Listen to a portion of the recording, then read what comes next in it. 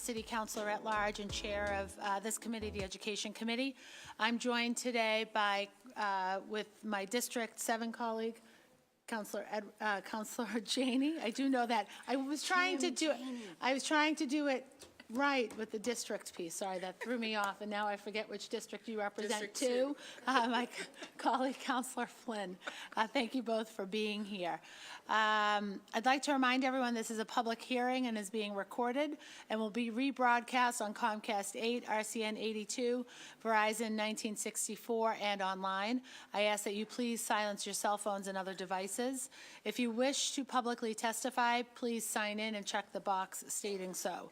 When it is time for public testimony, I will ask that you please state your name and affiliation or residence, and that you limit your comments to a few minutes to ensure that all comments and concerns are heard.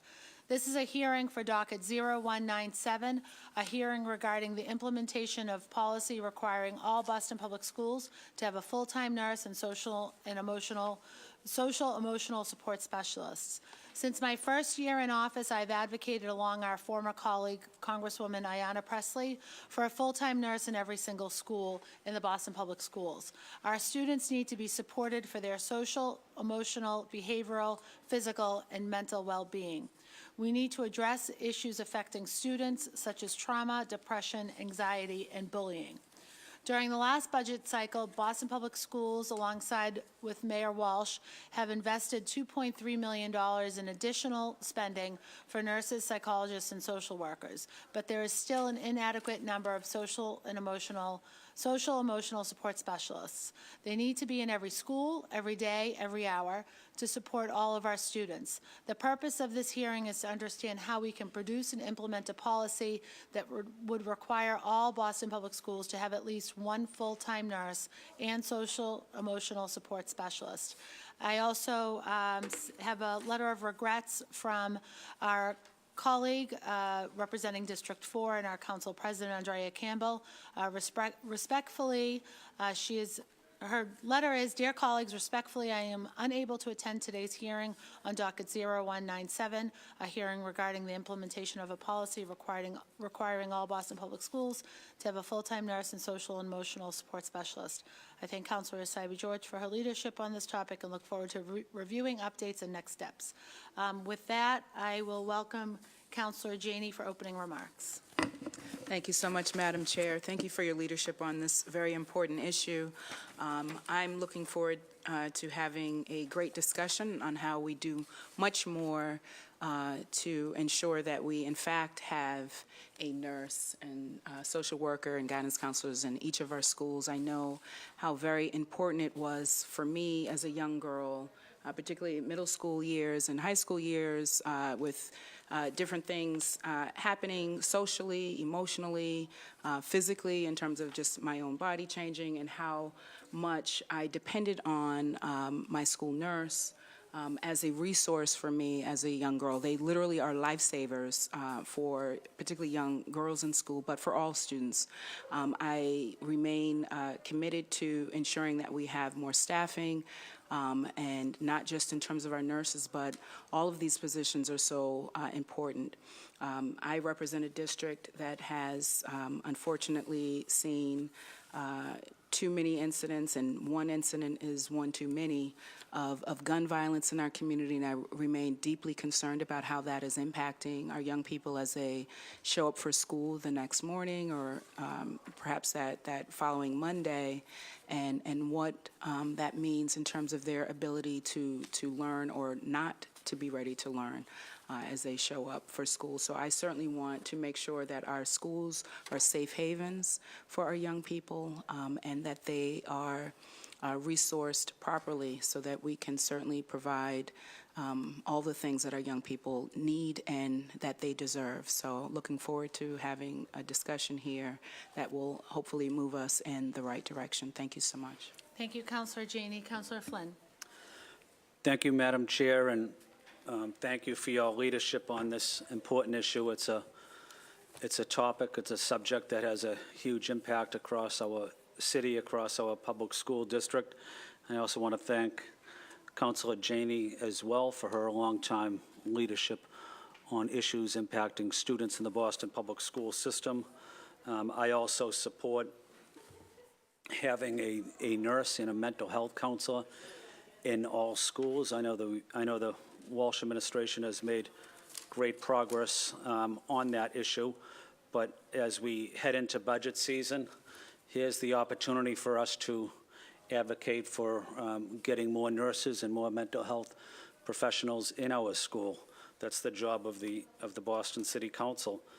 Also, one issue that is concern to me among many, but this one in particular, is making sure that we also have nurses that speak languages other than English.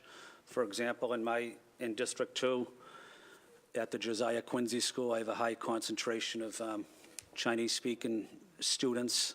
I want to make sure that we also have nurses that can speak Cantonese or Mandarin.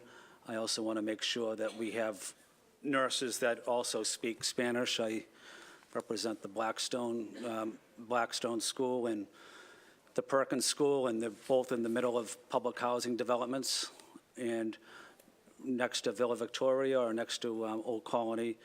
And I want to make sure that when a student does go to a nurse or a mental health professional, that mental health professional or nurse speaks that language as well. So those types of equity issues are going to continue to be important for me, and that's something I'm going to focus on during the upcoming budget season as well for on the Boston Public Schools. But again, I want to say thank you to the Boston Public School system for working with us, and it is very critical that we at least try to get interest into every school and a mental health counselor. Thank you, Madam Chair. Thank you, Councilor Flynn. So we've got a great panel here representing Boston Public Schools in a variety of different capacities. So I'll start with Mr. Granson. We call you Chief, right? Chief Academic Officer for the Boston Public Schools. And the light will go on for you. Okay. Thank you. Still learning how to There we go. do that. There we go. Good afternoon, Chair Essaibi-George and Councilors Janey and Flynn. And we are excited to be here this afternoon to share with you the work we're doing around health and wellness toward our overall goal of instructional equity for students. I am Chief Academic Officer charged with academic quality of our programming at Boston Public Schools, but also student supports, which includes but is not limited to social emotional development, behavioral and mental health, health services, health education, and physical education. And those entities and departments are housed within our larger Office of Social Emotional Learning and Wellness, which we call CELWELL, which is led by Jill Carter as the interim assistant superintendent of CELWELL. So with that, I'll turn it over to Jill. Good afternoon. Thank you so much for this opportunity. So the Boston Public Schools strive to be one of the healthiest school districts in the country. We absolutely know that healthy students are better learners, and so thank you for the opportunity to come and talk to you today about 3 roles that are critical to that vision that we're aspiring to. We're committed to actively promoting the social, emotional, and physical wellness of all students to support both their healthy development and their readiness to learn. We know that addressing these 3 dimensions of wellness are key to closing the opportunity and achievement gaps. And in order to, we must address health inequities that make it difficult for students to focus on learning and for, that contribute to them missing school. Additionally, we must ensure that all of our students have authentic learning opportunities. And the district's strategic implementation plan prioritizes the development of the whole child. It calls for rigorous standards-based instruction that is culturally and linguistically sustaining and in service of the whole child. Our instructional standards, called the Essentials for Instructional Equity, state that educators will create safe, healthy, and sustaining learning environments that support the whole child. We know that we must address the whole child in order to ensure that every student is college and career ready. So from our perspective, we really have to think about the whole child in every single classroom. We have to have every classroom be safe, healthy, and sustaining. We need students to experience culturally and linguistically relevant curriculum, have access to water and healthy food, opportunities to move and learn about their health. They have to build trusting relationships with adults and learn their own develop their own social emotional skills, and they have to have access to medical and behavioral supports that they need while they're in those classrooms having these complete opportunities. Sorry, there we go. We also know that, I have to go back because I think I, See how to do it. You can just keep going. There we go. it's got a little delay. There we go. Got it. So in order for every child or for every classroom to be safe, healthy, and sustaining, it really takes a team to make this happen. We need nurses and psychologists and social workers. They are critical and very important in what we're here to talk about today, as well as others of you that you have referenced, like guidance counselors and teachers of all contents, including health ed and phys ed. We have to care about custodians and cafeteria staff and administrators, because it really takes many staff working together to ensure equity of programs and services for all students, addressing their needs, especially of our most marginalized students. It also takes community partners and families, and really this work that we're talking about goes to the heart of the BPS problem of practice. It truly takes a whole school, a whole community approach to create these safe, healthy, and sustaining school environments. Some of the things that I'm talking about, or all the things that I'm talking about, are outlined in our wellness policy, which has also been recognized as one of the most comprehensive in the country. So today I'm going to turn it over to Andrea Amador and Margaret Van Cleve-Rocchio, so they can share with you where we are with staffing related to the nurses, psychologists, and social workers and other types of social emotional supports that we really know are critical to us reaching these goals. Thank you for inviting us here today. My name is Andrea Amador. I'm the Director of Behavioral Health for the Boston Public Schools. And let me begin by talking a little bit about the behavioral health needs of students in our city. Thanks in part to Boston Public Health Commission and Boston Children's Hospital, we have information about the experiences of children in Boston, and we know that 12.5% of our students in our city have experienced 2 or more adverse childhood conditions. Adverse childhood conditions are conditions that have the potential of impacting the development of a child and include things such as exposure to violence, homelessness, or living in a home with someone with mental health or drug issues. We know that 9% of our students have had 3 or more of these experiences. Additionally, 15.6% of our students have been exposed to neighborhood violence, 8% live in a home impacted by mental illness, and 4.8% have experienced parental incarceration. For BPS students specifically, we know that 20.3% of our students have a disability. DESE determines that 76.2% of our students have high needs and 56.5% are economically disadvantaged. If you put that together, that's a lot of students with a lot of needs. And Margaret and I and many other departments in BPS are really happy to support the needs of these students. One way is through a variety of social emotional support staff across the district. What you see here is a list of a variety of social emotional support staff that are either centrally funded and deployed or school-based. These positions provide important supports at a school level. Some are licensed mental health staff, and others are social emotional support staff. It's not quite there. Behavioral Health Services as a department has realigned the role of school psychologists to adopt national standards and best practices. We have robust partnerships with 20-plus community organizations. We're a site for 6 state university training programs, and we have developed a comprehensive behavioral health model in partnership with UMass Boston and Boston Children's Hospital. and are leading that implementation of that behavioral health model in 70 BPS schools in close partnership with BPS principals. Additionally, Behavioral Health Services Department provides a continuum of behavioral health services from prevention to at-risk services to intensive services. And I'll tell you a little bit about our staffing. As Councillor Flynn mentioned, we're very dedicated to increasing the linguistic and racial diversity of our staff.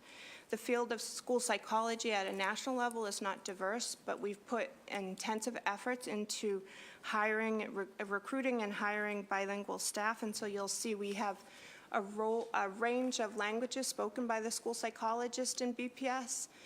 We use data about the needs in each school to determine the assignment of these staff. In addition, our social work staff are also speak Spanish and Haitian Creole. Let me tell you a little bit about the work of the two types of employees that report to Behavioral Health Services. We have school psychologists who do psychoeducational assessments for special education eligibility.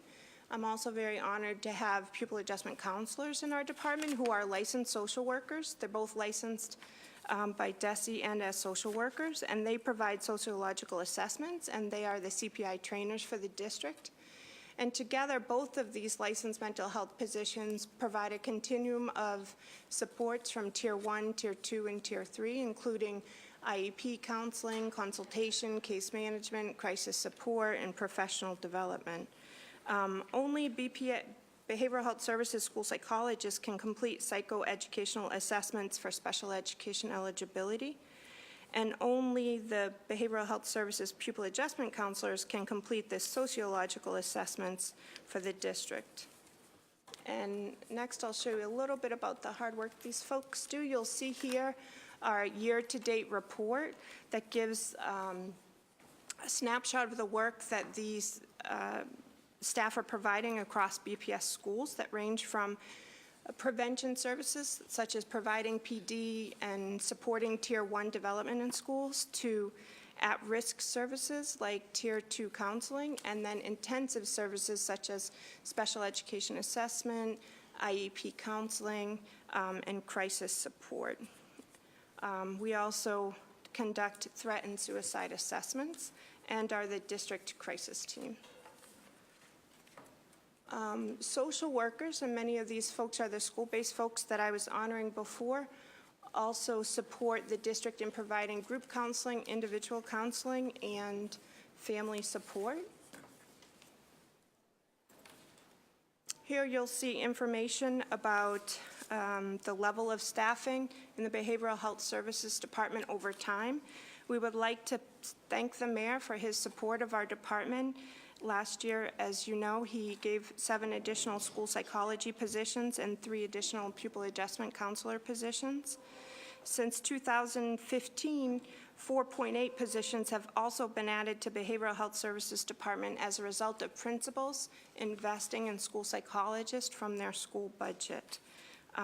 In 2014, we had 55 school psychologists, and as you can see, that number has gone up. In addition to the supports that we have internally in BPS, it's really important to honor, acknowledge the wide range of community mental health partners we have to support the needs of our students and families. So myself and Charlene Sufanti, the Metro Boston Director of DMH, co-host a Boston School-Based Mental Health Collaborative. It meets monthly, and it brings together all of the mental health partners that either work directly in BPS or provide services to BPS students. You'll see from this list, it's a large range of mental health partners as well as allied city and state agencies. Together, we coordinate services to bring evidence-based practices and mental health supports to all of our students. In addition to these mental health partners, as I mentioned, we have a university training partnership with the 6 school psych training programs in the state. UMass Boston, Tufts, Northeastern, and William James are the 4 that are local. Those universities provide us graduate level students that we supervise. Upwards of 25 graduate students come into the district to both learn to be trained as school psychologists and to help support students in BPS. And with that, I'll pass it on to Margaret.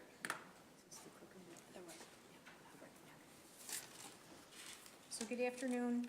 I appreciate the time to be here to speak to you about school nursing in Boston.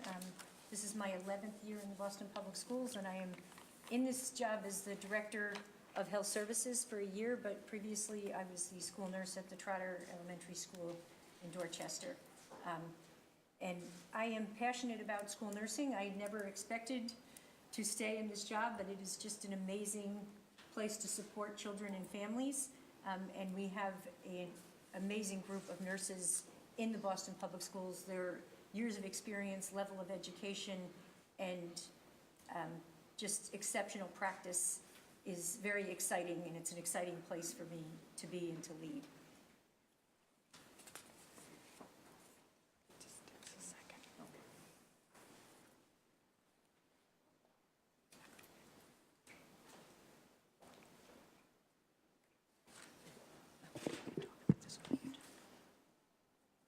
If you pointed out a little bit. Oh, yeah. It was a little. Kind of a delay. Maybe I don't point notice it the at the clicker at home. laptop. What's that? Maybe point it at the laptop. Behind you. Oh, And then it'll go like 3 slides at once. I'll help you if you want to keep going. We'll get, there you go. Okay. Uh-oh. It's not going so.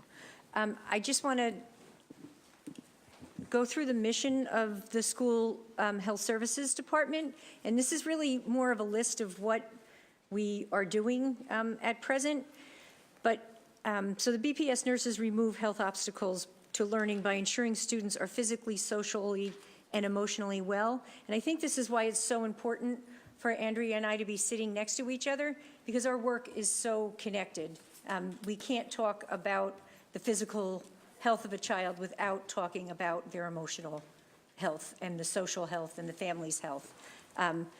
But kind of the basics of what nurses do, school nurses do, is evaluating the health needs of all students, identifying students and managing the chronic health conditions, monitoring and administering medications and medical procedures, providing first aid and emergency care. And I think this is one of the issues we have when we don't have a school nurse in every building. It is hard with the emergency care and first aid. I think that's one of the things the administration gets very nervous about. Identification of communicable diseases and other health issues, and wellness promotion and preventive services. Can you go on to the next slide? So this is just talking about the needs of the Boston Public School students, and I think Andrea alluded to this in terms of we have a high-risk population on many levels, both from the behavioral health, mental health standpoint, but also from the chronic disease standpoint. We have 18% of our students that are diagnosed with asthma. 1.6% of our students have seizure disorders or neurological disorders.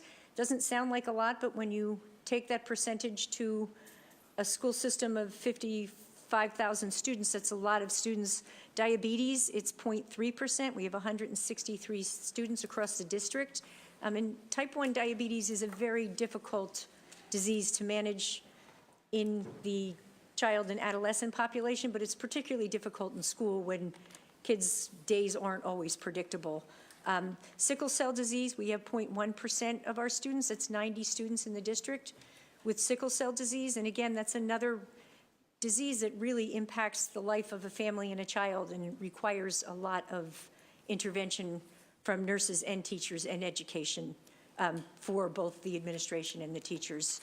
And then life-threatening allergies, it's 6.5% of our students are affected by life-threatening allergies, and that's over 3,500 students. It's a lot to manage, both from the nutritional services through the administration and to nursing and the primary care and allergy providers.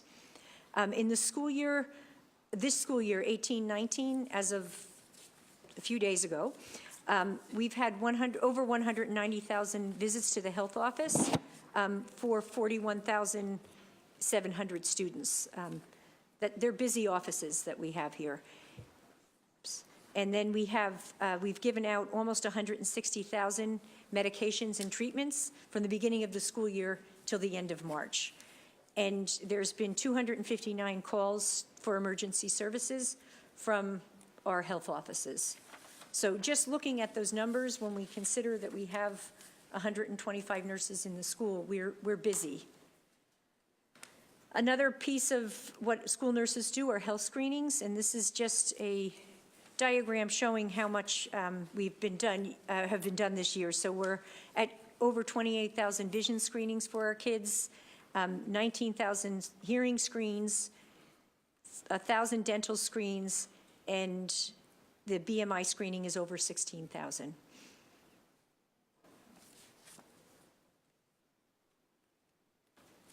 So I want to talk a little bit about the current staffing of health services. And again, to reiterate what Andrea said, we are very thankful to the 8 additional nurses we received last year as part of that $2.3 million additional budget, addition to our budget last year.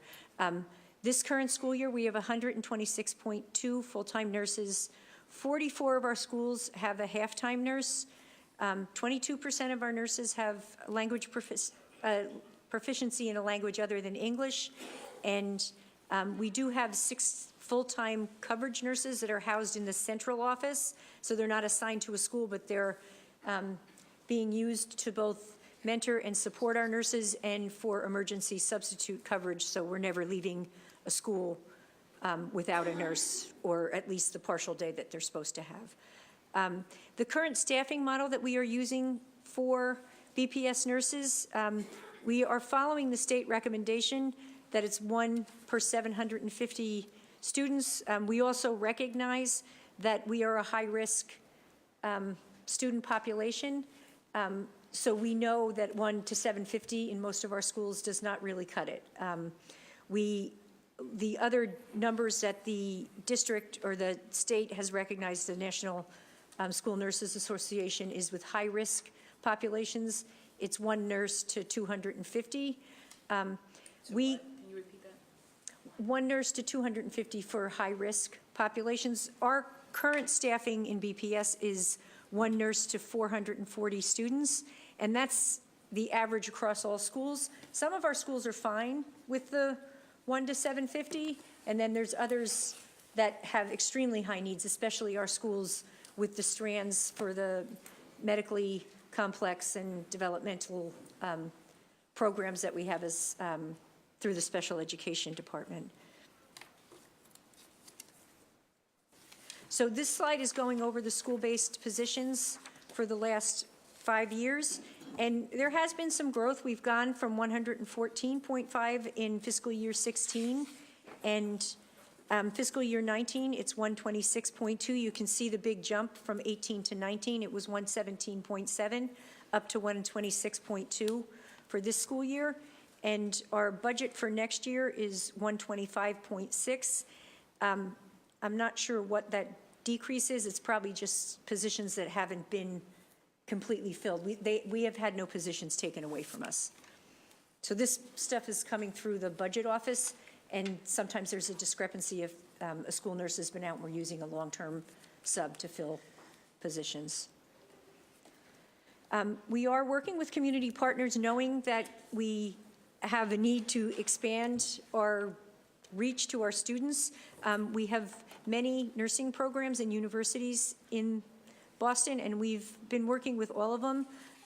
Our nurses are preceptors for students from over 10 different nursing programs within the Boston area, and we take students both from like associate degree nurses coming from Roxbury Community College all the way up to nurse practitioners and clinical nurse specialists coming from any number of the universities in the city.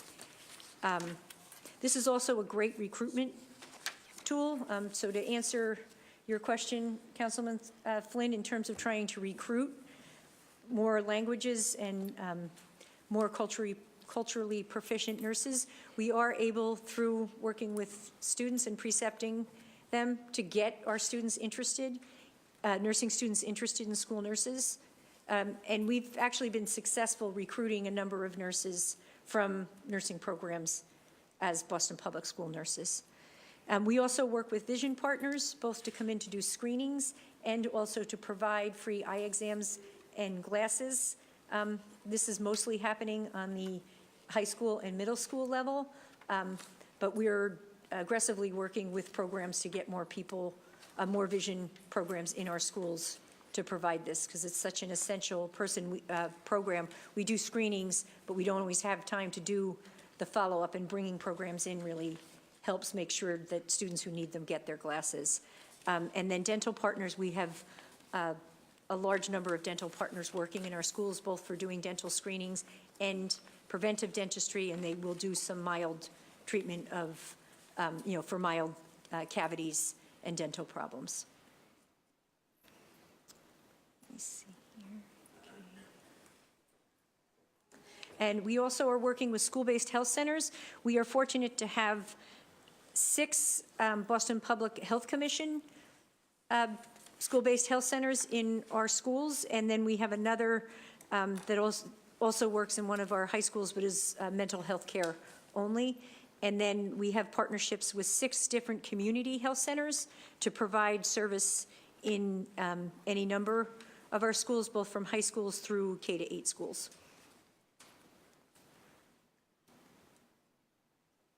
Okay. And that's the end of my presentation. Margaret, thank you very much. And we've also been joined by our District 6 colleague, Matt O'Malley. So we're going to do a quick round of questions here of this panel before we get to the next panel.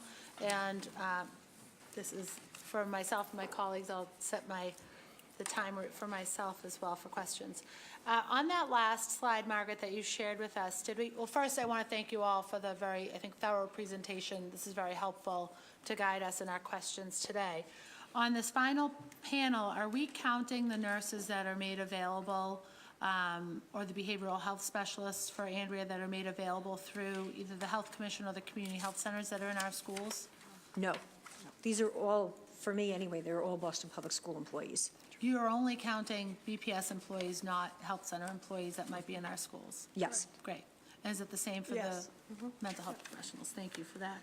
And on the social and emotional support providers, the school psychologists, guidance counselors, et cetera, can you just run through, Andrea, quickly what the professional capacity is, what each of them are sort of responsible for, and what their professional capacity is with our students? Can I borrow yours? I'm going to borrow Margaret's because my slide didn't print. I can't read what my slide printed. So it lists 75 school psychologists, 2 capacity builders. So those are 2 folks that are paid for by Boston Children's Hospital that provide support for the comprehensive behavioral health schools. So that means the remainder are school psychologists working out in schools. They are licensed mental health providers that provide that continuum of prevention, intervention, and at-risk services. So those 75.4 are actively giving services to children, to students? 73.4. 73.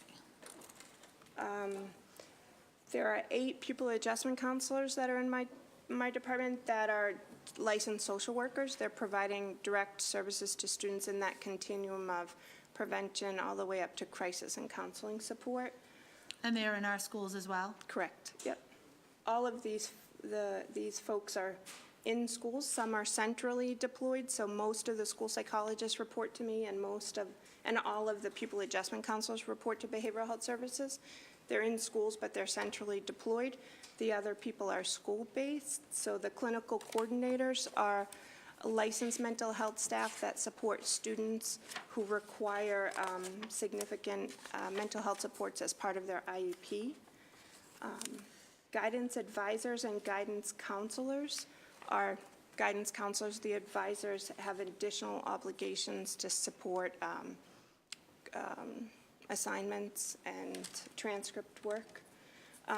The social workers are school-based social workers out in BPS schools.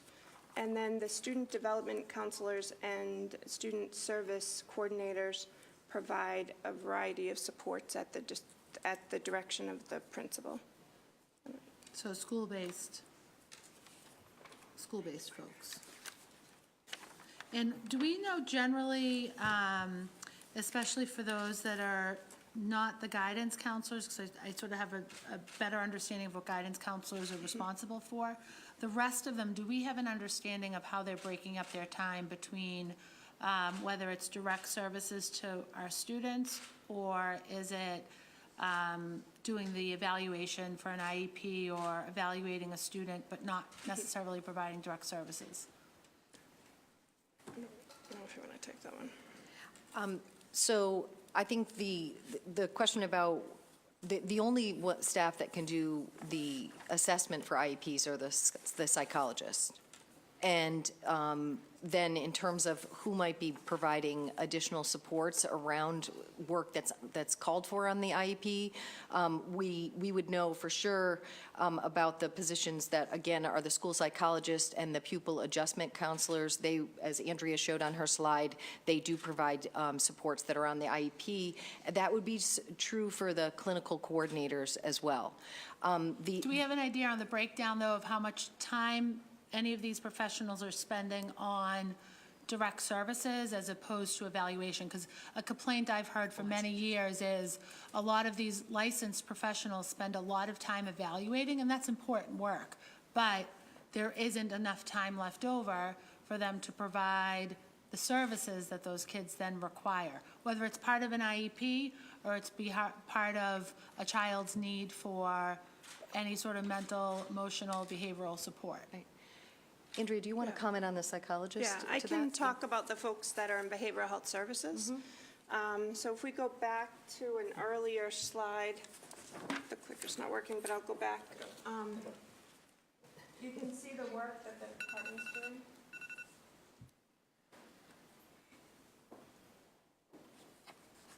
So I know it's hard to see. I think it may be easier on your PowerPoint. This is the year-to-date data for the school psychologists that report to me and the pupil adjustment counselors that report to me. And I think it gives you a sense to your question, Counselor Essaibi-George, of how these folks are spending their time. The student support services bucket that's at the top in yellow are the special education required services. So they've conducted 2,700 psychological evaluations as of the March 1st. They have conducted 533 counseling sessions a month for students on IEPs, and they've attended those IEP meetings, you'll see. So the yellow bucket is the special ed work. You'll see on the right, year to date, they provided 7,964 consultations, and that can be to parents, teachers, principals, community partners, for all students, regular and special ed students. The bottom left box in red is the work that this great group of people have done for crisis support. Again, crisis support is for all students. We've responded to 919 school-based crises. As you heard at the last week's hearing, school-based crises are when an individual or small group of kids are in mental health crisis and require support, and the school psychologist responds. To date, the district's had 37 district crisis events. Those are large-scale events where the crisis exceeds the capacity of the school and the district team is called in. As you heard, we work closely with the Safety Services Department and respond to those large-scale events, and that's sadly often the death of a staff member or a student or extreme violence in the community that has impacted our schools. These group of folks have done 302 suicide assessments and 73 threat assessments. So again, those are all direct services to students, working directly with students. And the prevention box on the green shows the work that we're doing with those school-based teams of teachers and principals doing professional development. We've offered 137 professional development sessions, mostly to teachers. Participated in Tier 1 prevention teams, SST teams, ILT teams. So that's helping the schools create a safe and supportive school climate and having structures to support kids in need.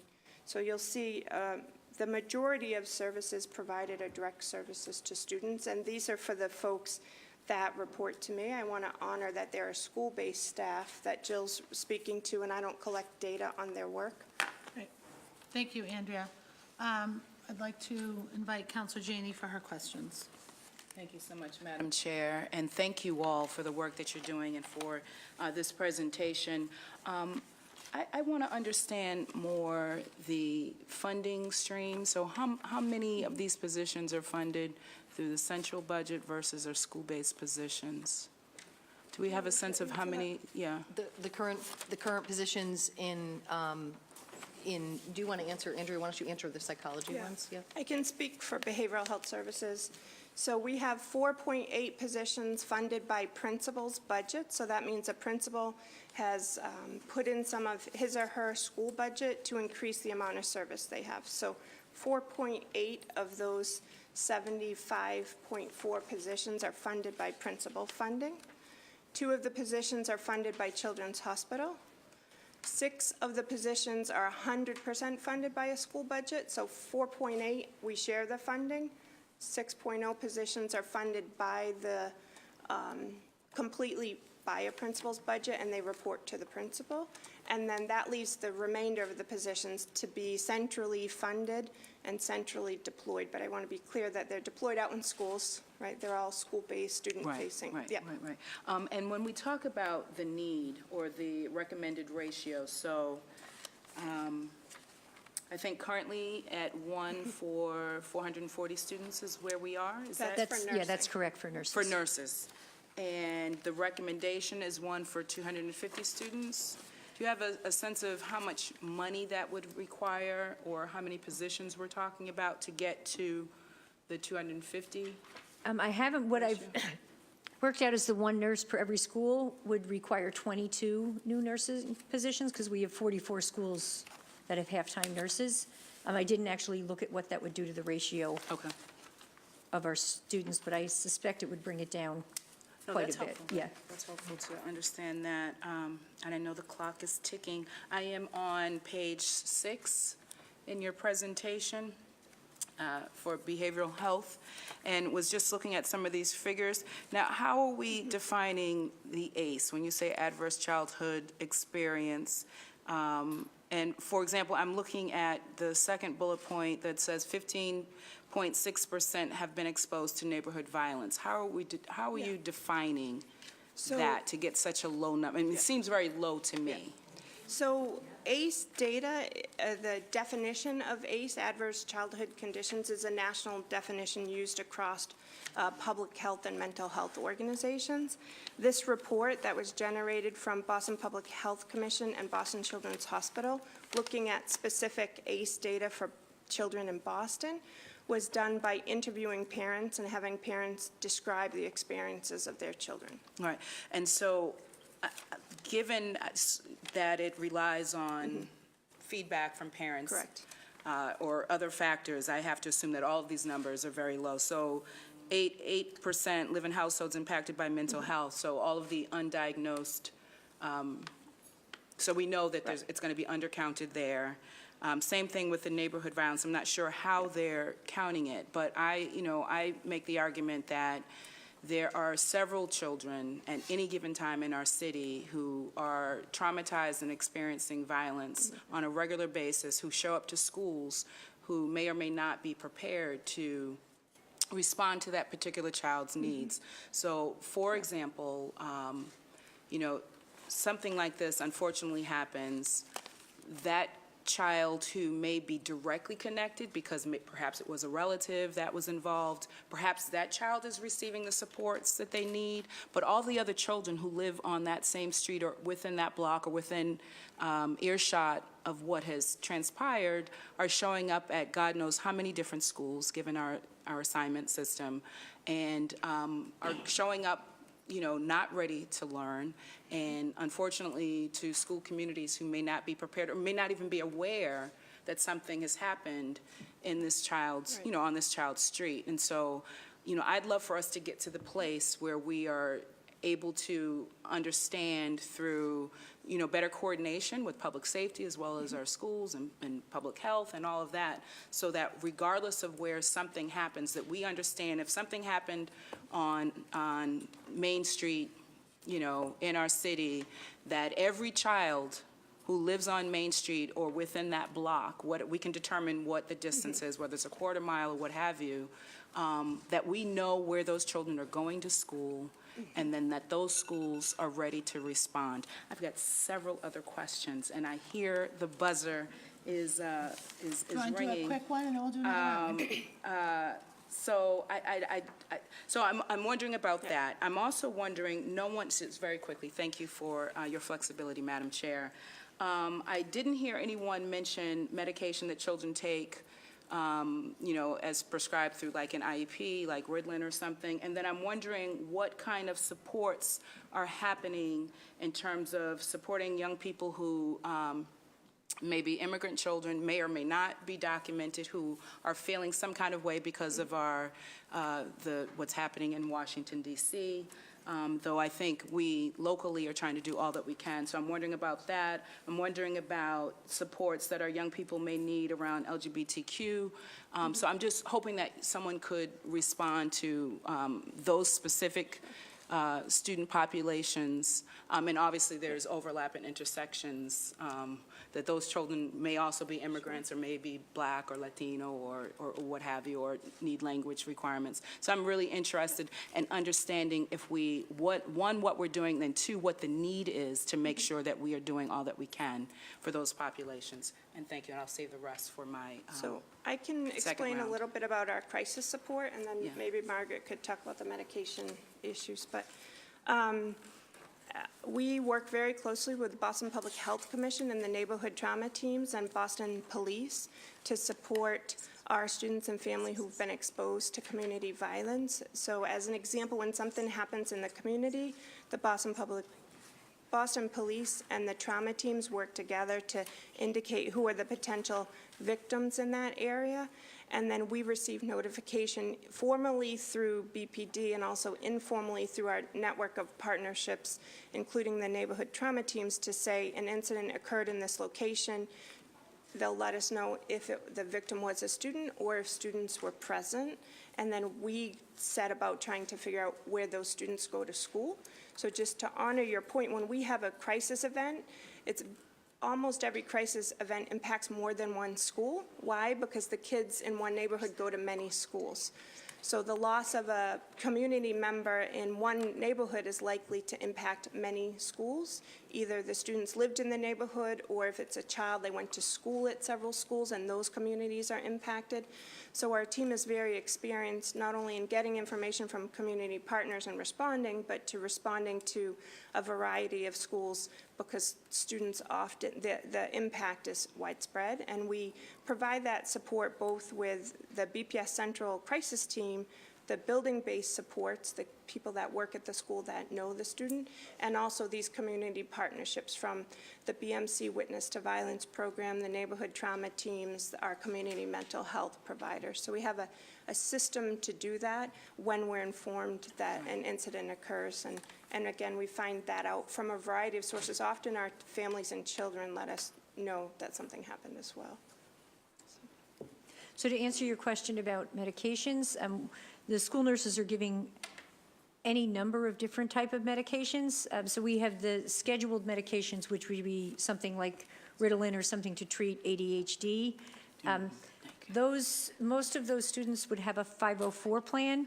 It may be part of their IEP if they have an IEP, but a lot of it is really in support of families. Just if their day is too early and things are a little chaotic, the nurses will obtain an order from the prescribing physician or nurse practitioner to give that medication in school, and then we work in partnership with the parents to get that to them. I think the larger number of medications that nurses have to keep track of in school are the emergency medicines. So all of those, what was it, 3,000 plus children with food allergies require an EpiPen in school. And the nurse is the person that needs to make sure we have the orders, keep track of the medication, make sure the medication is available both in school. When children are on field trips, they're also responsible for educating the staff about the use of EpiPens. And the same is true with asthma medications. It's a little bit different because we need to make sure that the children can actually self-administer their medicine, but the nurse's job is really to teach the staff about asthma, get them to recognize when a child's really in distress with this, and then how to help the child respond. And that's obviously a very different thing from a kindergartner through a 12th grader. So we're constantly educating students. And then again, around things like type 1 diabetes, the nurse is constantly teaching and monitoring and giving insulin to students in school. And sometimes there's visits up to 3 I haven't taken care of a child with diabetes in a long time in a school, but my recollection is it's anywhere from 3 to 4 times a day, depending upon the school day that nurse is interacting with that student. And I'd like to comment on, you mentioned a few other populations and wondering if we have time. And go ahead. Okay. So The first, clock is for my colleague. okay, okay, all right. So first, I just wanted to point out that you were asking about data and the data that we had in the slide deck. I want to point to the fact that we have available on the Boston Public Schools website our youth risk behavior survey data. Our high schools have been doing it back since 1993. And our middle schools have done it a number of different years, and so there's data there for middle school as well as high school, and that will give you some data that's representative of the entire population as it relates to high schools as well as middle schools. And you brought up the question about what are we specifically doing for LGBTQ students, and I wanted to reference that we know from, first of all, looking at the data, that we understand that our LGBT students are often the ones that are at highest risk for many of the different risk behaviors that we do track. So we take that very seriously, and we've been intentionally trying to work on a number of different initiatives to address that. One, I think, relates to the way I started the presentation, which is we believe that every single classroom needs to be safe, healthy, and sustaining. And that means creating environments that are inclusive, in both curriculum as well as relationship development between adults and between students. That's really a key part of what the Office of Social Emotional Learning and Wellness is all about. But within that, I want to call out, we work closely with the Equity Office as well, and within the CellWell, we work with the Health and Wellness Department and the Safe and Welcoming Schools team to really develop different types of supports that around LGBT students. I'm happy to elaborate, but I just wanted you to know that we really are working very intentionally on that group. And I would say you also ask about the immigrant students, and I think there, again, it's a very comprehensive approach that we're trying to take to make sure our curriculum and our classes are culturally and linguistically sustained, as well as having language supports that we need so that we can be supporting students. The Office of CellWell, and I think, Andrea, you took a big lead on this about a year or so ago, developed a number of resources along with the ELL department around immigrant students. So we do have some resources for schools on that as well. And just to clarify, I meant Yeah. really specifically as it relates to health, that immigrant students might be feeling more anxious or fearful, and same thing with the queer community. So I appreciate the work that's happening on the academic side, and that is very important, but I really wanted to kind of understand the resources from a health perspective. Sure. Just wanted to clarify. Thank you, Madam Thank you, Chair. Councilor Janey. Councilor Flynn. Thank you, Madam Chair. I just wanted to follow up on the social workers. Are there any social workers that speak languages other than Spanish or Creole?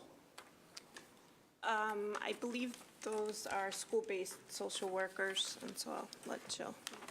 What I can tell you is the social workers, the percentage that speak another language, but I would have to get back to you with explicitly around the specific languages that you were wondering. We have 41% of social workers that speak another language besides English. But in terms of which you were interested in. Well, yeah, I'm interested in if any of them speak Cantonese or Mandarin. We can get that information for you. I don't Okay. have the list of languages for you, but I Okay. will. And the reason I'm asking is the Josiah Quincy School, obviously a high concentration of Chinese students. So in my opinion, it'd be important to have a social worker that does speak Cantonese or Mandarin there. I know you both spelled out all the duties of a nurse, and there's a lot of them, and it seems like the BPS does meet the state recommendations, but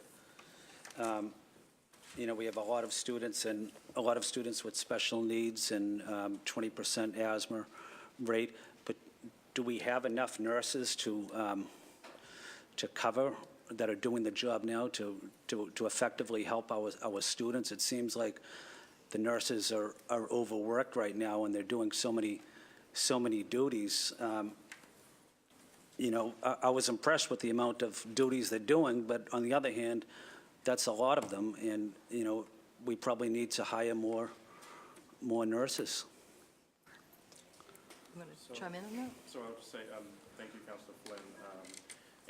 This is a question I think we wrestle with as we look at the resources we have and how to make allocations to schools. And it's one of those sort of complex and dynamic systems where we have to be as thoughtful and strategic as possible in terms of looking at what the future looks like. One of the things I learned as I've been working with this team is in some schools, for example, due to the student needs, you might require a full-time nurse just for that one student or a few of the students. And so when given that and given the resources we have, there has to be a thoughtful and strategic approach to looking at sort of resources overall. And I think that we oftentimes, with a lot of things that we do with schools, look at a one-size-fits-all model in terms of allocations. And so oftentimes schools, as you may see, and I just wanted to actually add to that, because during the nurse presentation, there was, you noticed a decrease for next year. And so that actually is attributed to, as I just looked it up, that some schools do decide to purchase additional FTEs for nursing, as they do for psychologists in subsequent years, and they do make decisions about what they need most in their communities. And so that also comes into play, and that's something I think that we need to study in terms of if, for example, you might have heard from our budget hearings or sessions, 89% of the resources go into our schools. And so when we look at the decision-making that happens at a school base, how do we partner and strategize with our school leaders around providing adequate coverage? So I think it's something that is a goal, a worthy goal and an aspirational goal in terms of looking at how we move forward with it. Okay, thank you. I guess my final question is, I was just looking at the stat, almost 20% of students have asthma. I don't know if that's broken down by ethnic background. The reason I'm asking that question is the highest rate of asthma of any ethnic group in Boston is Chinese. The kids play in the playground at Josiah Quincy School, almost right on top of the Mass Pike and right at the expressway system. So they're breathing in those fumes all day long when they're out playing recess.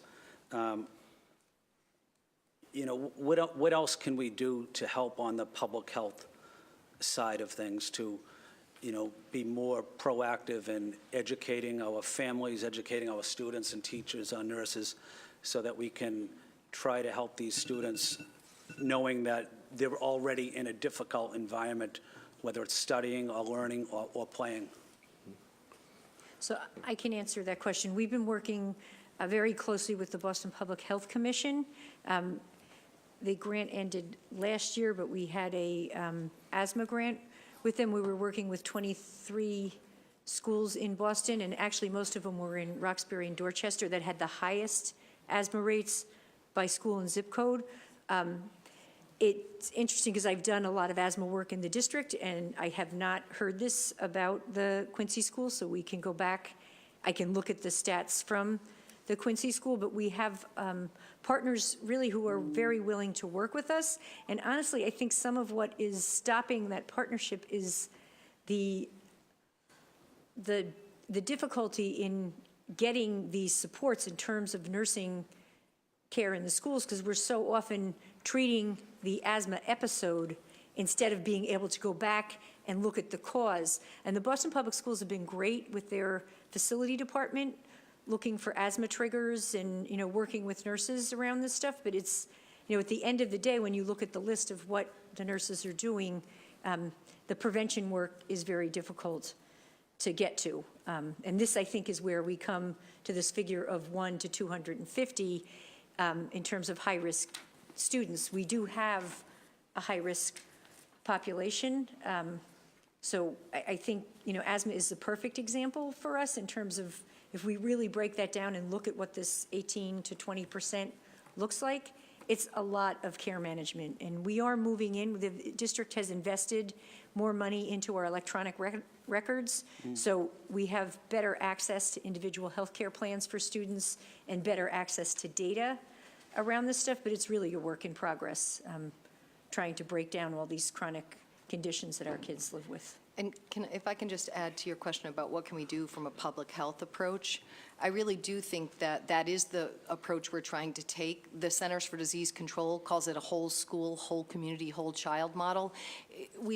Our schools are in community, and we have to work within the community and the public health agency, as Margaret mentioned, but we also have to see the environment where our kids go to school as being really important to their health. And so, and we want to work with parents and with families so that we can educate and promote and support. And I do think that is what we are working towards. Thank you. Thank you, Councilor Flynn. I'm just going to set the timer for me too. So I'm on page 17, which is the slide that talks about students with chronic illnesses and BPS student health needs. What categories on this list would require a student to be in a school building that has a full-time nurse? Certainly diabetes. I think every other one of these categories here, we have students in the school, in schools with half-time nurses. And not seizures or life-threatening allergies? No, we have plans to manage those, and there's a nurse on call. The seizure disorders, there are some students out of that 856 that I have listed there that we do have in schools with full-time nurses because their seizure disorder is more severe than others. And that's true of asthma too. I mean, there's some students that they have, chronic persistent asthma that need a nurse all the time, and those children are in schools with full-time nurses. And then there's other children that have intermittent asthma that isn't affecting their life as much, so they're in schools with half-time nurses. Ideally, they would all have full-time nurses, but one of the things that's happened with the way that we're assigning schools is the schools with the full-time nurses tend to have the children with more severe medical conditions because we're self-selecting. The half-time nurses are those children are going to schools if they don't have any major medical conditions, they're self-selected to half-time schools, half-time nurses, and the children with the more acute medical needs like diabetes, sickle cell, they're being self-selected to schools with full-time nurses. And it's actually part of the way we make assignments in terms of what nurses are going to what schools. Because sometimes we'll get a child that develops type 1 diabetes in a school that wouldn't necessarily have a full-time nurse. But we're not going to pull the child. And then what happens in that case? We put a full-time nurse in that school. So I've heard the reverse has happened previously, where a student developed diabetes over the course of a school year, because it doesn't happen just in July and August, and mid-school year, because the student was in a school with a part-time nurse, there were tremendous efforts made to move that child, and then we stepped in as city councilors and, constituent service role and advocated for the nursing to full-time up in that particular school, which we were successful in doing it, but we had to make the argument for that case. I've received an email this week because of this hearing from a family who received a K-1 assignment, thrilled over the moon because it's a neighborhood school and they want to attend that school, and then realized that because this student is dealing with epilepsy, asthma, and a peanut allergy, that now BPS is working with them to move the student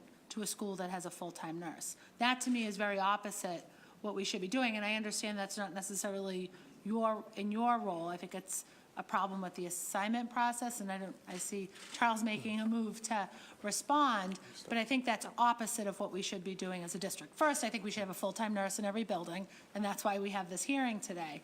But second to that is if a child gets assigned to a school or develops an illness or a chronic condition while they're in school, we need to up our nursing or our mental health capacity, or whatever the capacity is to satisfy the needs of that child, not move that child. So I'll just chime in and then let Margaret, I can't speak to that particular student that you just mentioned, but this year, we definitely have had in situations where new cases have, have come up that we didn't plan for, and Margaret and her team have gone out of their way to support the students because they should be able to stay where they're at. And so I don't know, Margaret, if you want to add anything to that? And I'm not, Margaret, this isn't against you. No, I don't just- take it personally. I mean, if, could, I would love if Thank I you. could call the mayor and say, hey, listen, we need another nurse. Well, I'm happy to needs to go dial to the the school. phone if you'd like. But what we have done, and it's actually, we have these 6 coverage nurses that are kind of mentors, emergency substitutes, and we've had to pull some of those nurses to schools where we have had a half-time person. So we're, I guess, robbing Peter to pay Paul. We're taking away the district, the little bit we have in terms of district support and mentoring, and we're having to pull those nurses to schools to take care of a child with, any number. Diabetes is probably the #1 reason, but there's children with seizure disorders, and then trying to float the budget and the pairings that we have to come up with to make sure that child has a nurse in the school for them next year.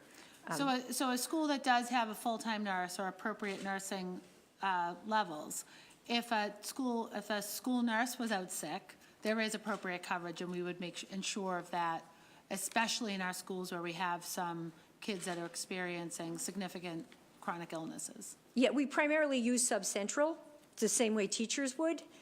We've got a pool of, I think, close to 75 substitute nurses. They're we want to get them in the school before we take our coverage nurses, because when we take our coverage nurses, we're taking away support from our nurses to do things like the substance abuse screenings or, getting even just immunizations inputted and tracked down in a number of places, especially to answer your question about new immigrants. It's sometimes very difficult to get people set up with immunizations, so our coverage nurses are doing any number of things to support nurses in the building. That's great, and I know you mentioned the electronic method, the electronic medical record, the EMR piece, and who's uploading that? Is that our regular school-based nurses, or is it the 6 coverage nurses that are working on uploading to the electronic record?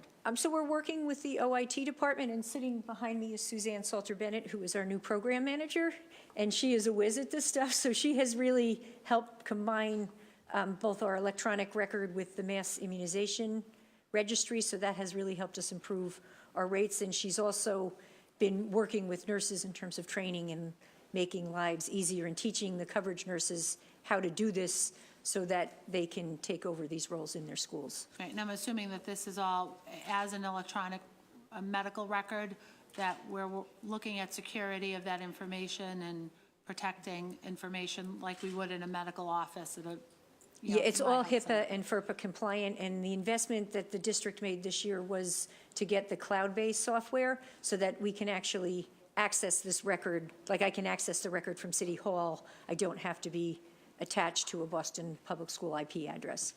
So, Thank you. And I just wanted to add that, we have had a medical record for a number of years, so that's not new, but we're continuing to improve on that and add other functionalities. And the nurses do many of the nurses do put in their own data, which is, I thought, what you asked, as well as they can get support from, we have paraprofessionals that also support the nurses with screenings and data, and then we also have the coverage nurses that can help as well. Great, So. thank you. Charles? Thank you. So I just wanted to be clear that we, health and safety of our students is our priority. And so wherever there's need, we are certainly moving resources and deploying supports to schools where cases like that arise. What I do hear is that we need to do a better job of identification as it comes along the school year. And so we'll continue to look at that and look to partner with you. Hopefully it doesn't have to get to you, but we'll definitely go back and look at that. Great, thank you very much. Counselor Cheney? Thank you so much, and I'll try to keep it very brief. I want to thank my colleague, Councilor Flynn, for raising concerns around the asthma rate, which is very high here compared, we look at our student population, we have just as many students who have disabilities in our district. And I certainly know that many of the children in our schools come from communities of color. So I'm glad to hear the work that you're doing there. A couple of specific questions. One, just to add to my categories of young people, I was wondering what was happening in terms of sexual health. And have we seen declines in terms of pregnancy rates of our young people based on the supports and services that they're getting at our schools? So the way, again, the way we would be reporting on pregnancy would be through the Youth Risk Behavior Survey, because that's students self-reporting whether they have been pregnant or gotten someone else pregnant. And yes, the numbers have been declining on that. I can look those up while we're talking and tell you what those are in terms of the 2017 numbers. But sexual health has been a real big priority for the city for many years. Past Councilor Ayanna Presley was very instrumental in all of that work, and so we have a strong policy that we passed in 2013. Students are able to have access to condoms with counseling. We have condom availability teams in high schools, 9 through 12.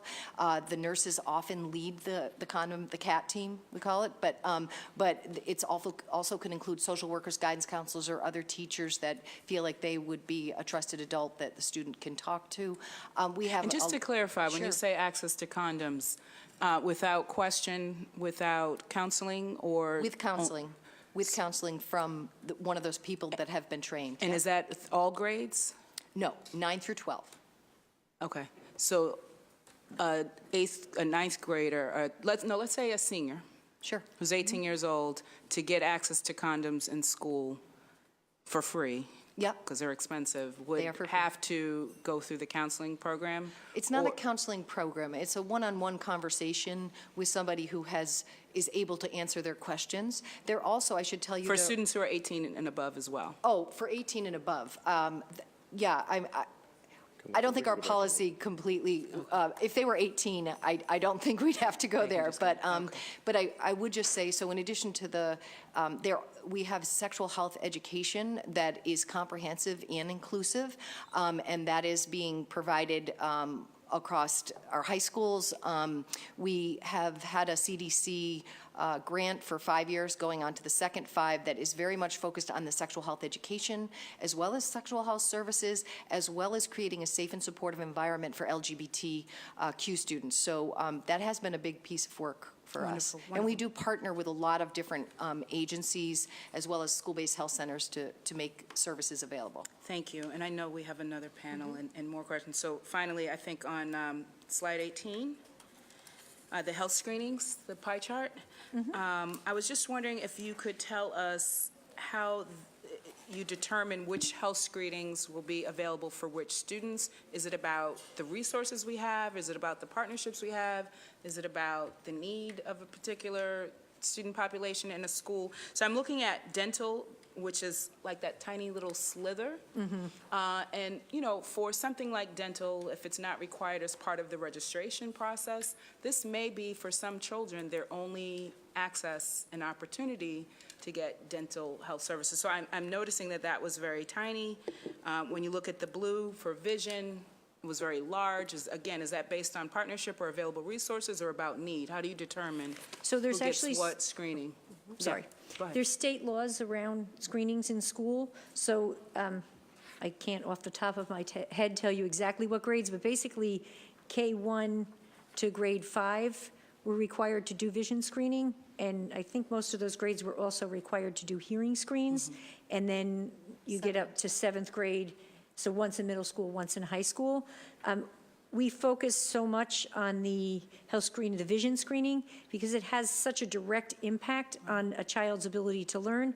Hearing does as well, but it's not as, I think it's 1 in 4 or 1 in 5 students that are screened for vision need a comprehensive eye exam. It's pretty high, and it has such an impact on their ability to learn. That's where our focus has been. In our health paras, we have 6 of them in the district.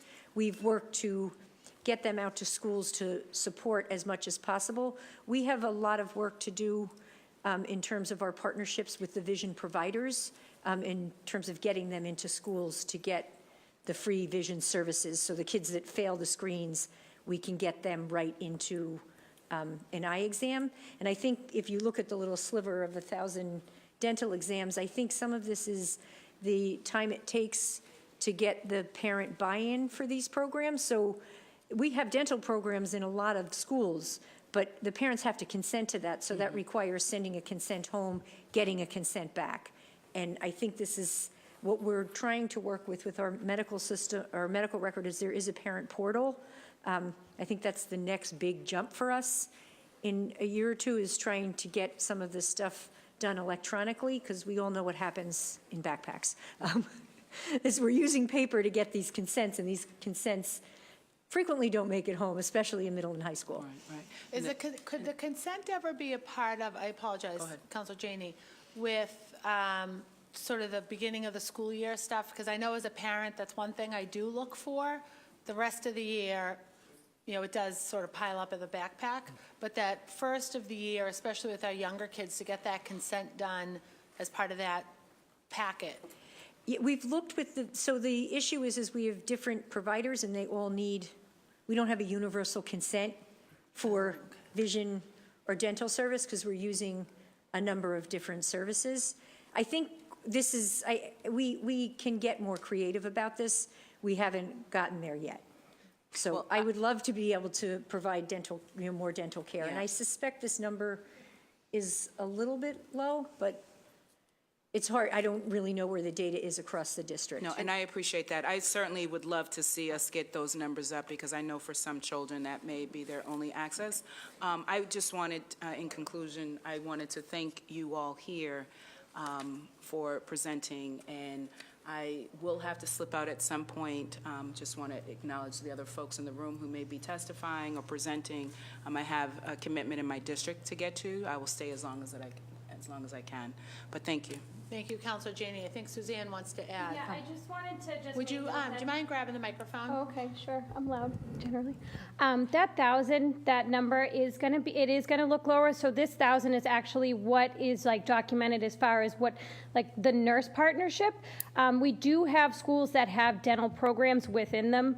I know Tufts partners at the Josiah Quincy, and I'm not sure of the provider, but the Orchard Gardens also has a program. So a lot of times when we have the private services that are inside the school based, they maintain those consents, and they are like working directly with the families and the students, and it may not go through the nurse. So that's why that number may look a little bit lower than it actually is. Thank you.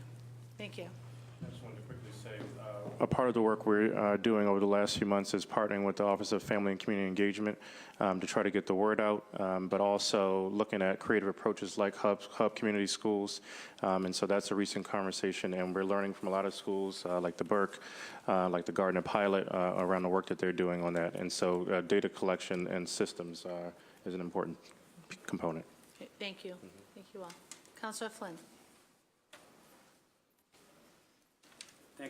Thank you, Madam Chair, and I will try to be brief. As it relates to the 6 coverage nurses, do we have are we able to determine what, besides English, what other languages they speak? And the reason I'm asking the question is, if a nurse is out of a school due to illness, and then one of these nurses would cover, do we match up the nurse that speaks the language of the students? And do we have enough coverage nurses that speak a language other than English? So I hired 3 new coverage nurses this year, and I have been specifically looking for language skills.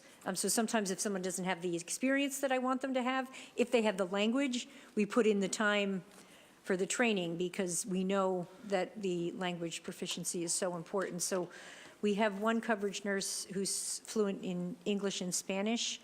I also use her frequently if we need, like for a tricky situation, if there's a medical issue in a school, we can call on her, so we know there's somebody that's speaking the person's native language to get to the bottom of a situation. I think, I don't know what, we have 1 other nurse that does speak a language, I don't know what it is. I think she's from Nigeria, so she can speak that language, and the others are all English speakers. Okay. As it relates to nurses, guidance counselors, social workers, I would really like to make sure that, or at least consider that when we do more hiring, if we are able to recruit some that speak Cantonese, Mandarin, I just want to make sure that my constituents also have the needed services in the Boston Public Schools. I want to make sure that Josiah Quincy School has the right nurses, the guidance counselors, mental health counselors that speak Cantonese or Mandarin. That's important to my district. The school psychologist at the Quincy School speaks Chinese Cantonese, and we also have a school psychologist that speaks Chinese Mandarin. And Quincy Upper has a guidance counselor who speaks Chinese Cantonese. What about a social worker? I think she's a licensed social worker, but she works as a guidance counselor, but she doesn't report to me. I just have met her. And during the budget process, whatever I can do to be helpful on any of these issues, please let me know. I want to see more.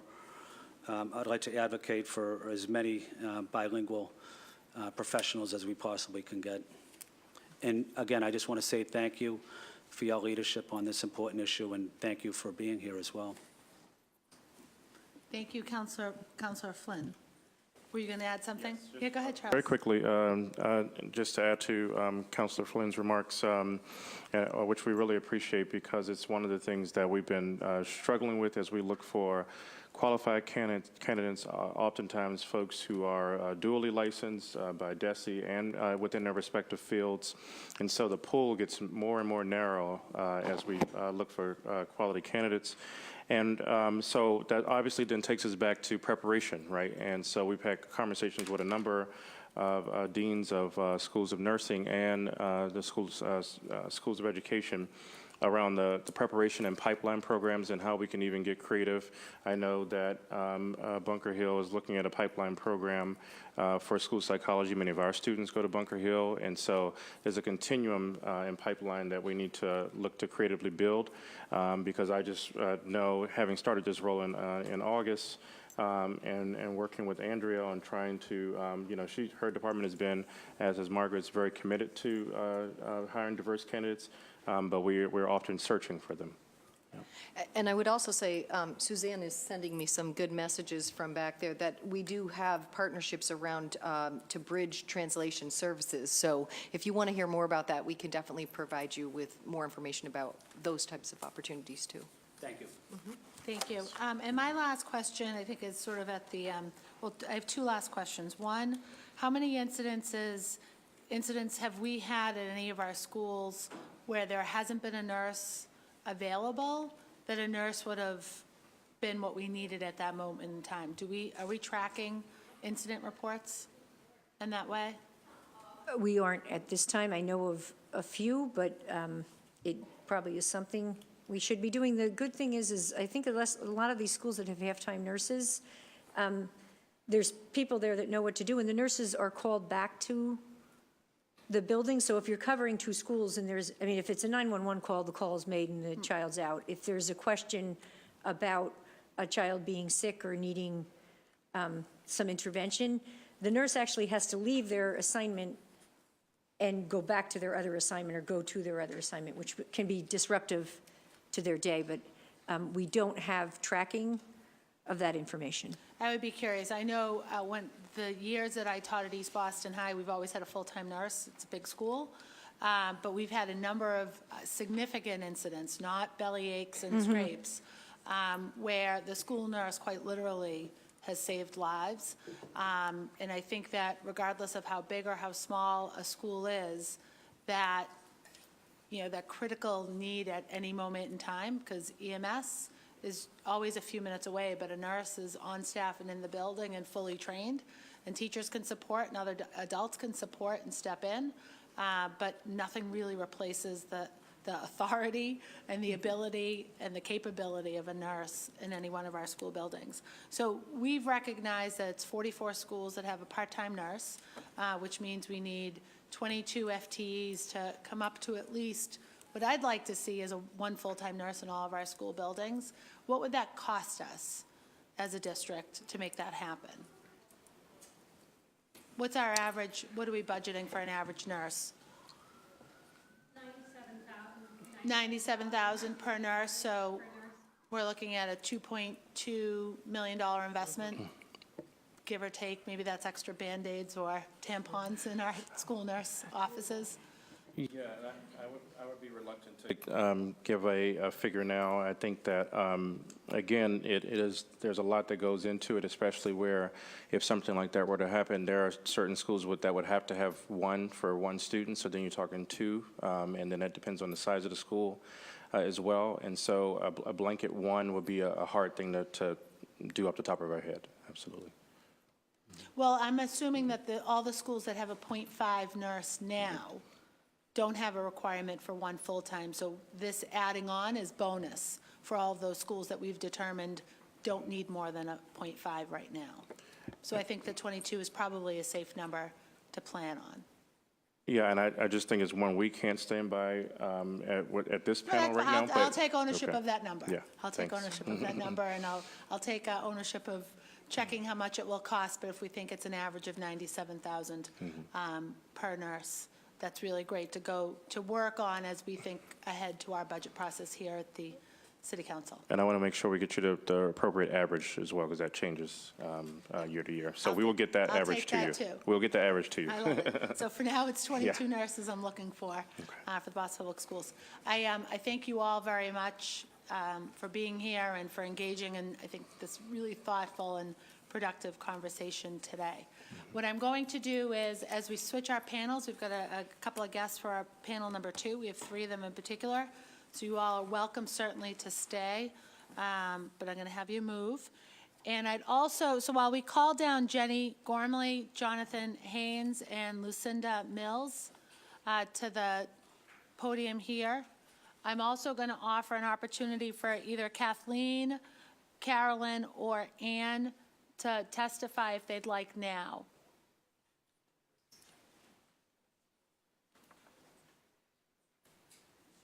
Sure. So while we're switching over, if those 3 for public testimony, we'll open it up for additional public testimony afterwards. The 3 for public testimony can queue up behind the microphone where you see Ron standing. Pick a chair.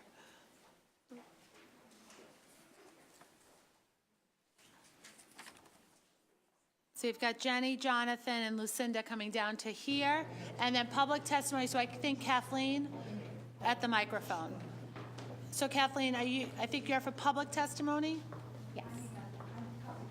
Yep, so if you'd come over, you're going to stand and our panel is here. So I think our panel is squared away,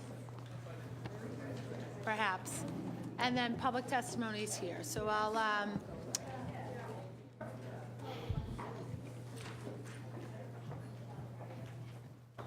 so I'm going to ask you if you would for the public testimony, if you just introduce yourself, your affiliation, and give your quick testimony before we move on to our panel. Absolutely. Hi. Boston City Council members, thank you for having us speak with you, and thank you for all your work and the students of Boston Public Schools. My name is Dr. Kathy Hasse, and I've been a nurse for 37 years, and I've been in school health since 1999.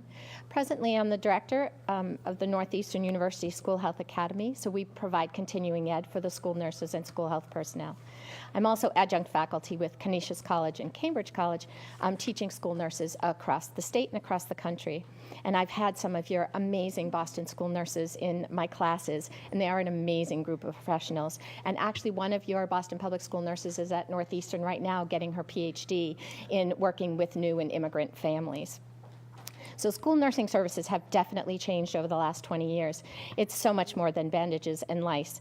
I was first the director of health services in a school district in Central Mass, and at that point, the nurses wanted things on orthopedic injuries and vision and hearing screening.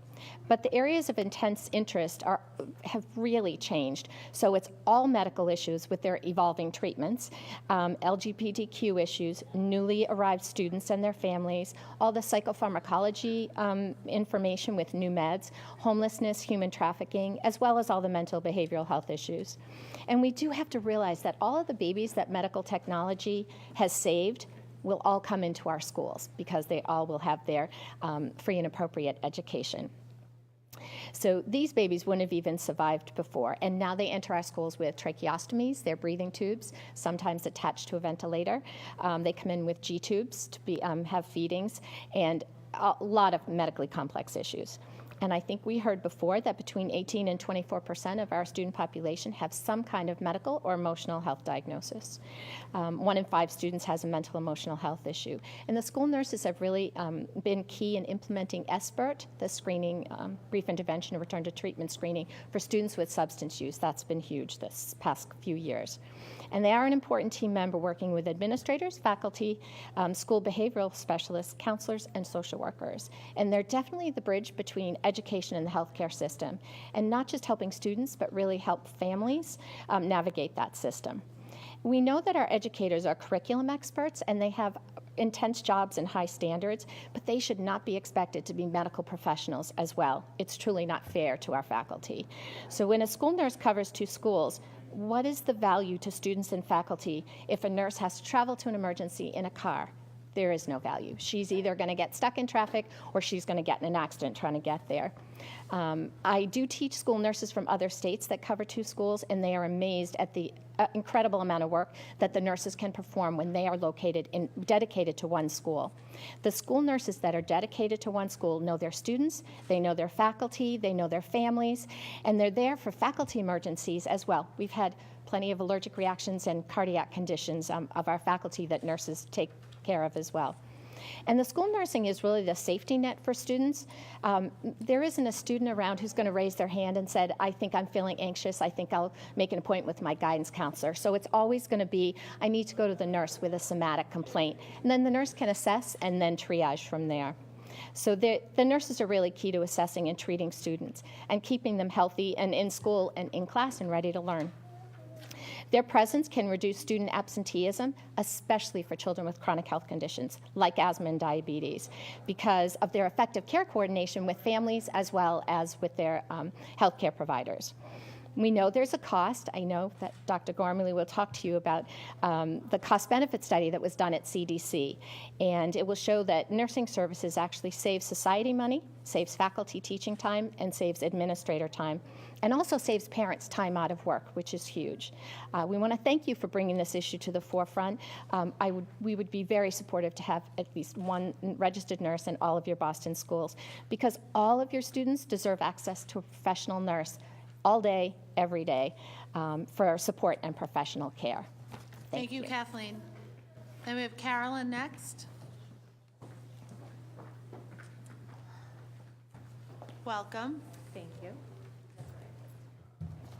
Thank you, City Council Chair and members. My name is Carolyn Rains, and I'm here to testify this evening in my role as immediate past president of the Mass School Nurse Organization. I come here this evening with 21 years of experience in the specialty practice of school health, and I'm currently the Director of School Health Services for the Plymouth Public Schools.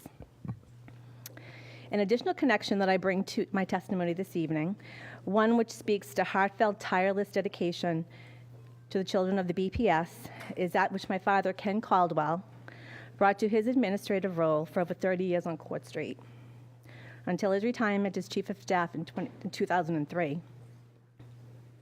I am confident that if he were here today, my dad would support my desire to testify this evening in advocating for one of the most vulnerable populations in the Commonwealth, the children of the Boston Public Schools. Every child in the BPS deserves a full-time school nurse, professional school nurse whose practice centers around supporting optimal student health, wellness, and learning. I speak to you this evening from the heart, having been a school nurse in the trenches, working with students in grades 8 through 12 over a 12-year period of time. You understand the complex world we live in today and the impact that this has on the school-aged child and their families. We can talk about adverse childhood experiences, which I know we talked about earlier, such as food insecurity, poverty, homelessness, family violence, neglect, substance abuse, and mental illness, encompassing an exhausting list of negativity and trauma impacting the school-aged child. It is no wonder that many of the school children come to school with a multitude of physical symptoms, anxiety, depression, school avoidance, and a myriad of social emotional conditions impacting their behavior. We see bullying, self-injurious behavior, eating disorders, various forms of aggression, and other types of acting out, suicidality, and other countless negative behaviors that may lead, potentially, to chronic absenteeism.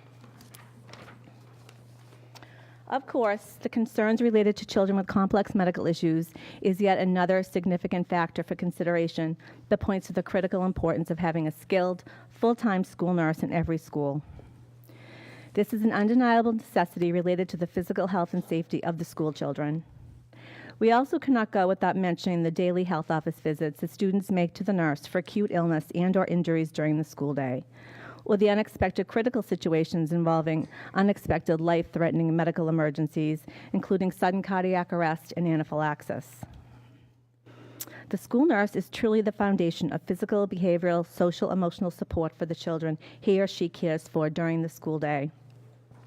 It is many times a school nurse on the front lines who recognizes many of the issues that children are bringing to school, ones that are impacting their optimal health, safety, and learning.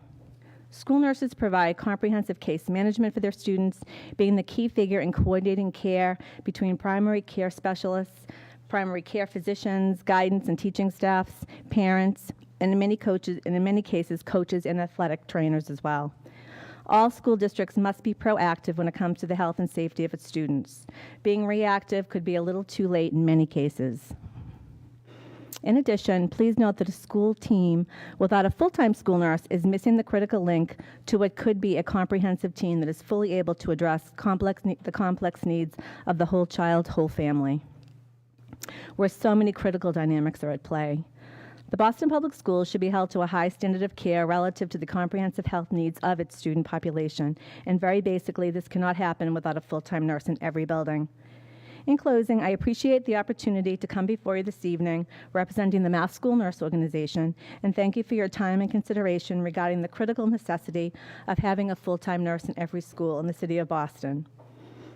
In the words of Frederick Douglass, it is easier to build strong children than to repair broken men. Thank you. Thank you, Carolyn. Thank you very much. Next, we have Ann Sheets.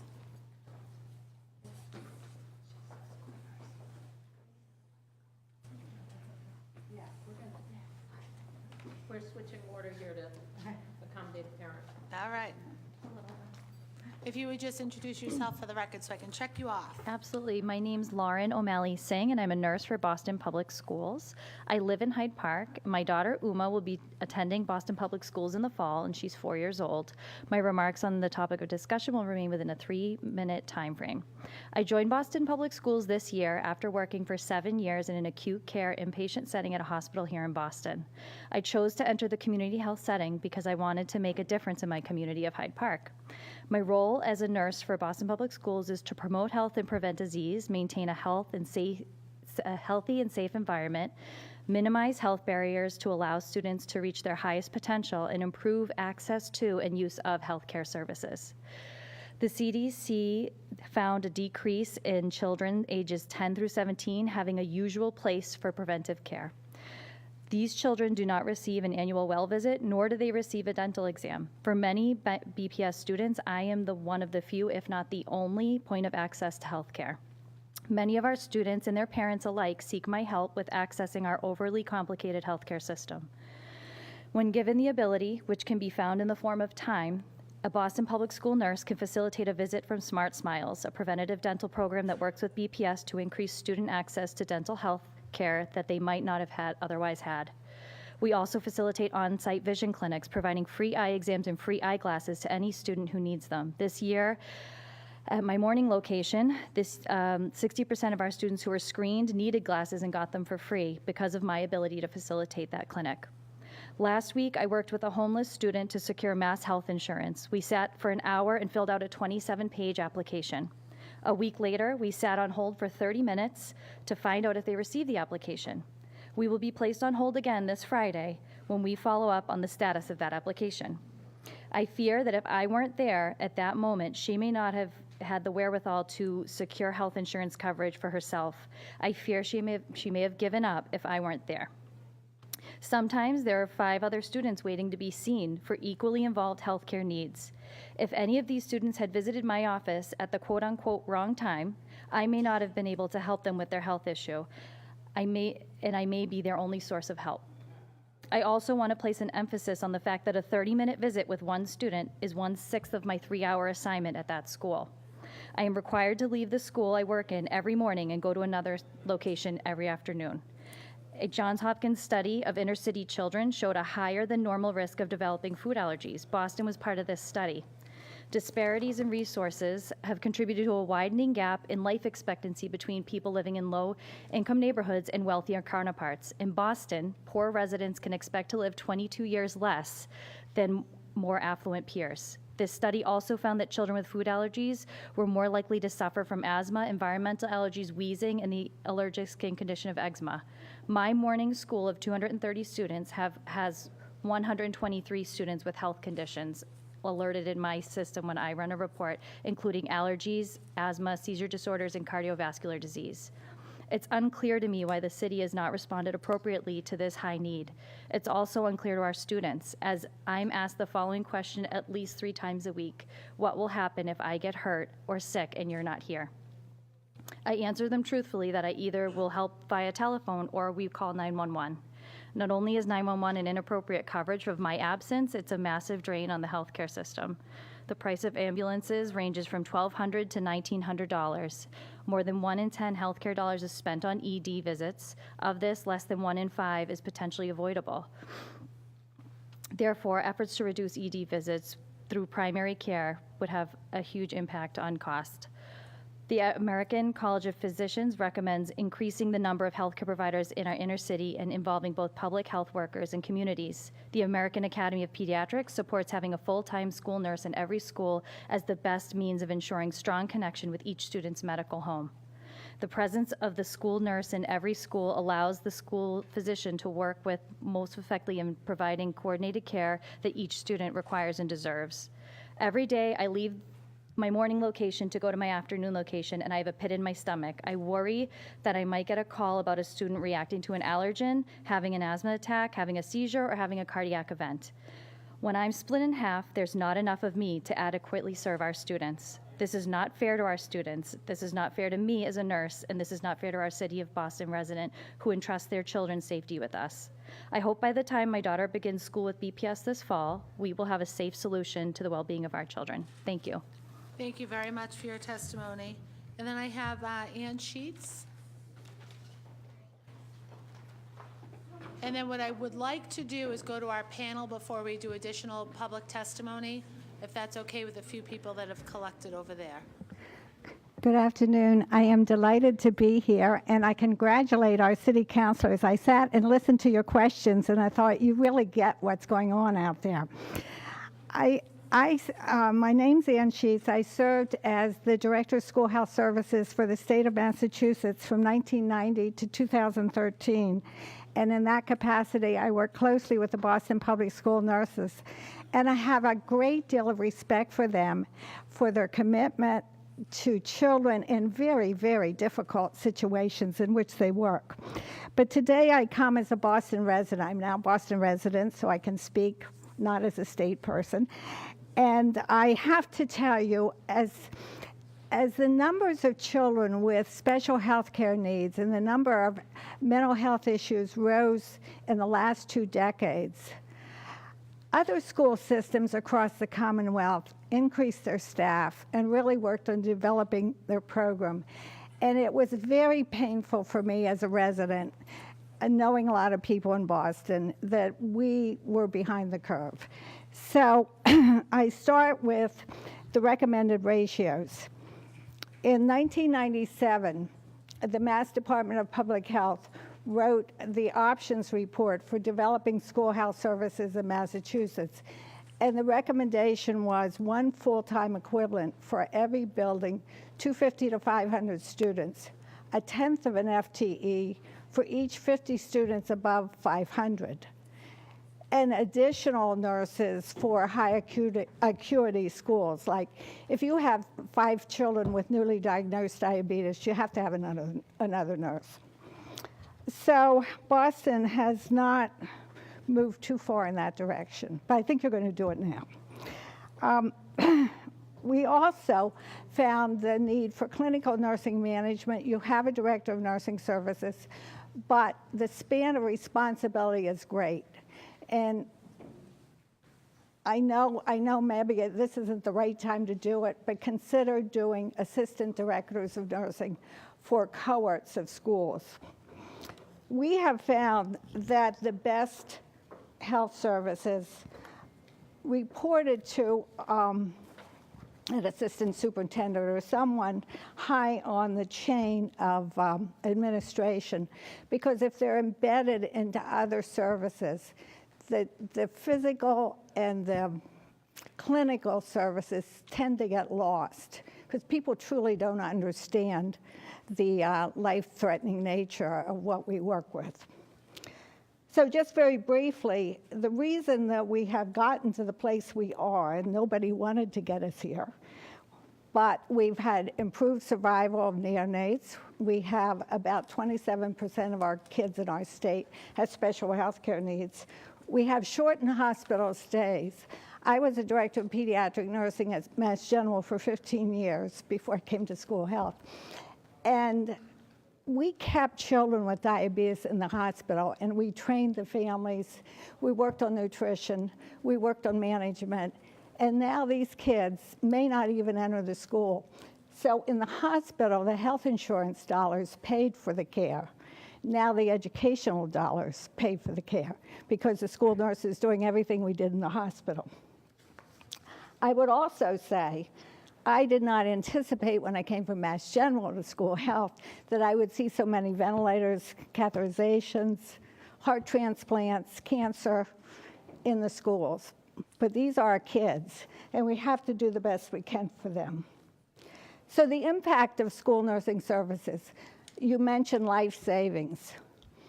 Many of our kids have life-threatening allergies, but 20 to 24% of children who experience a life-threatening allergic event experience it the first time in school.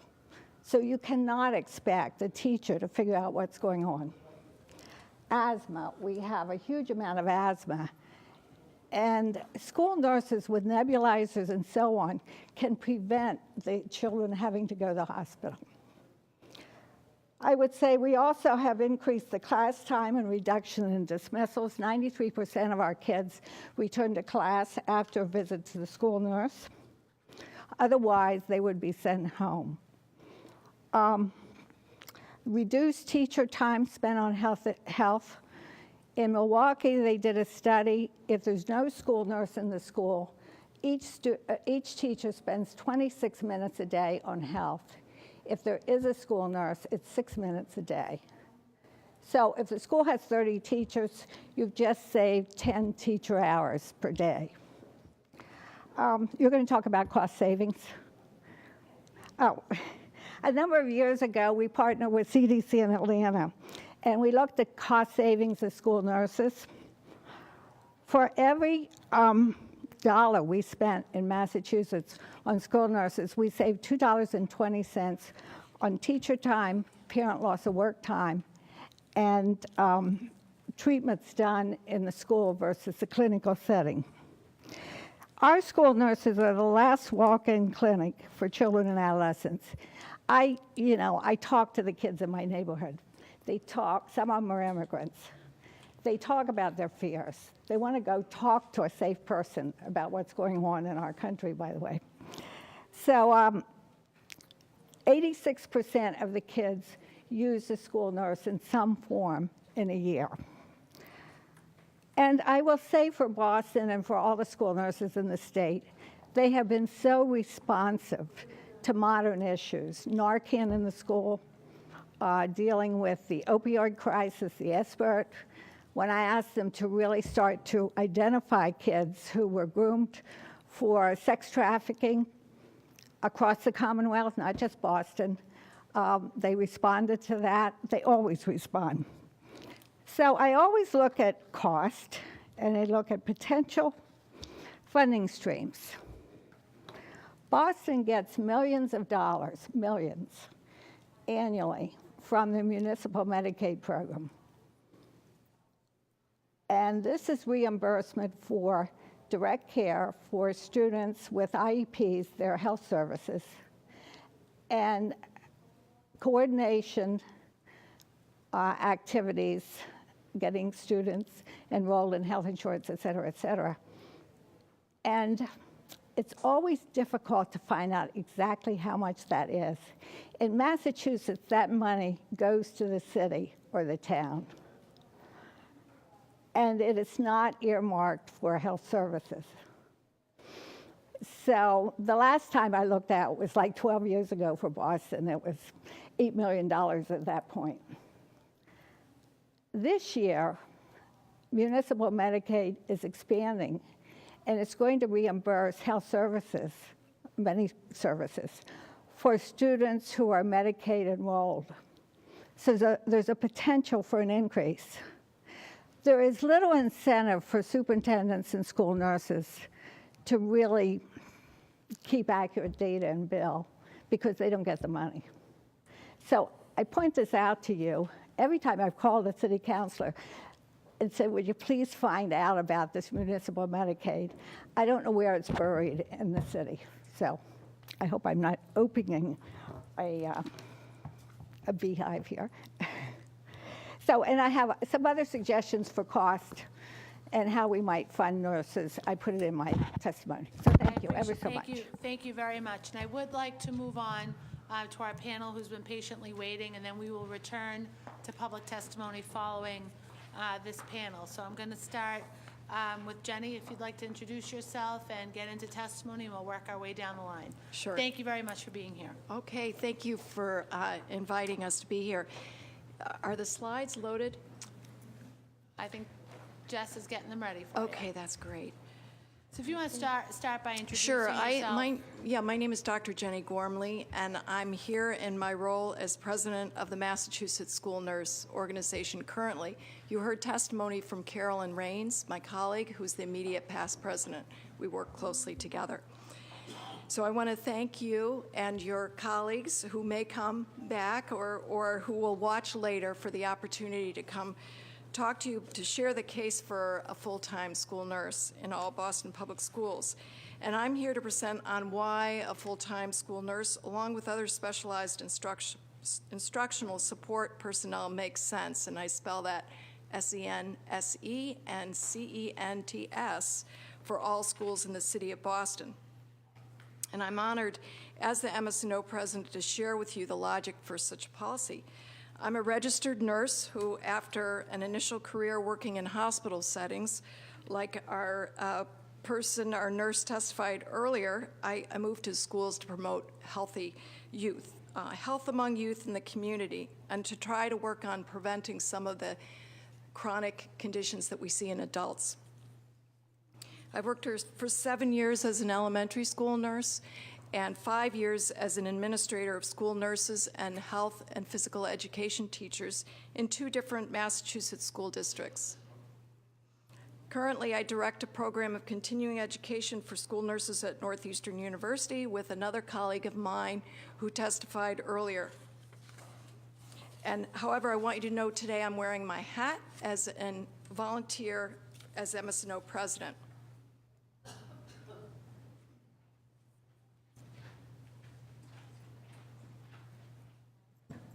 Thank you, Suzanne. Okay, I think I just... There we go, we got it. All right, here you see an image from our website. This is our MSNO website. MSNO is the acronym for the Massachusetts School Nurse Organization. It includes our mission statement. It reads, our mission is to promote and advance quality health services throughout the Commonwealth and to promote the rights, interests, and professional growth of our members. MSNO was founded 49 years ago in 1970. We were incorporated as a nonprofit 501c6 in 1976, and we're led by an all-volunteer board of school nurses, administrators, and educators. We have about 800 members working in a variety of public and non-public school health settings. Members represent all regions of the state, and we are a professional organization, not a union. We fulfill our mission in part through speaking and writing to school stakeholders at the local and state level for student health and safety. And I am really delighted to speak to you this afternoon is why a full-time nurse makes sense for all schools in the city of Boston.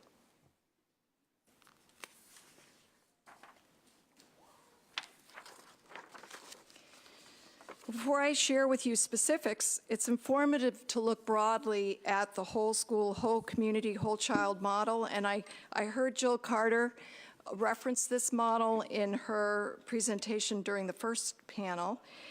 This model was developed and publicized in 2013 by experts from the ASCD, which is formerly known as the Association for Supervision and Curriculum Development, so they're our national education arm, and the U.S. Centers for Disease Control and Prevention, the CDC, who sought to produce a unified approach to illustrate how we all participate in the physical and emotional needs of students so that they can succeed to the best of their abilities. This model represents pre-K to 12 school education in which students are healthy and safe, feel supported, challenged, and fully engaged in their educational experiences. You can see those are the green tabs outside the star. And notice that the student is at the center of the star and the model. So depicted in yellow on the exterior of the circle, the whole community participates in children developing to their full potential by supporting those individuals working with students, including nurses who collaborate with psychologists, counselors, and social workers. As you can see in that first green arrow on the social emotional team. These individual educators collaborate with others to create and sustain a healthy and safe environment and school climate, represented by the 10 blue components. Together, the adults within and connected to the school community support the health and achievement of students with best policies, processes, and practices, and that's that second green arrow, the circle.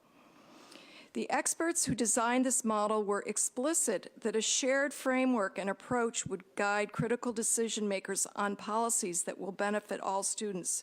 And at this hearing, we are focusing on development of a policy that would require a full-time nurse in all Boston public schools. The question is, what is the value to our communities? Let's take a look at what research and experts tell us about school nurse impacts on school communities to help us answer this question. From references cited on your handout, I shared a handout with council members. You will see evidence for why it makes sense to support a full-time school nurse in all schools. We see that healthy students have better attendance at school and are less likely to drop out of school. We also know that licensed school nurses are less likely to dismiss a student from school than non-licensed personnel and are able to manage acute and chronic health conditions, keeping students in school and reducing absenteeism. The student return to class rate when a student does not feel well and can be assessed and treated by a nurse averages 91 to 95% when a full-time school nurse is in the building, versus in the 70 to low 80% range without a full-time school nurse. Schools with full-time school nurses are more likely to know about students with asthma. We've talked a lot about asthma this afternoon, life-threatening allergies, mental health challenges, and immunization status than in schools without full-time school nurses. and can provide care coordination to improve student attendance. School nurses help schools comply with federal and state laws. For example, school nurses identify students who may qualify for 504 plans. They enable students on individualized education plans who need health services at school to access the curriculum. School nurses participate in emergency planning and responses that save lives. Without a full-time school nurse, there can be a delay in emergency and medical services for adults and youth in schools suffering anaphylaxis, life-threatening allergic reaction, respiratory distress, chest pain, head injury, mental health crises, and other acute injuries and illnesses. School nurses allow administrators, teachers, and staff to focus on their jobs.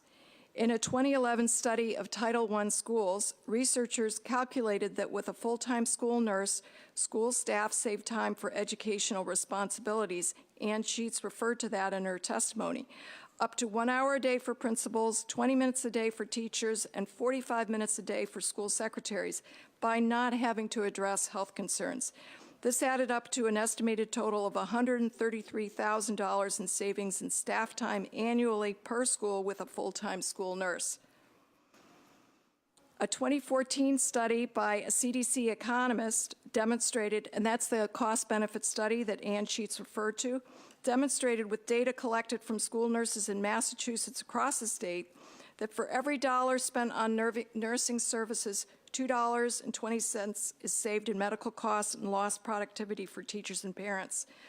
In other words, for every $100,000 spent to have a full-time school nurse in Boston, the city of Boston could save $220,000. I did some quick math earlier based on what I heard about the average salary, and I think I heard $97,000. I'm throwing out my math with my phone, but I calculated that for 22 nurses at $97,000 average, that would be $2,134,000. And using that savings, it's 1 to 2.2, that would be a savings of $4,694,500 for the city of Boston.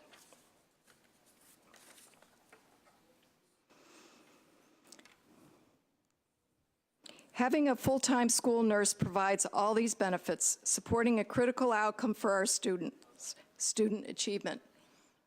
And that's top and center.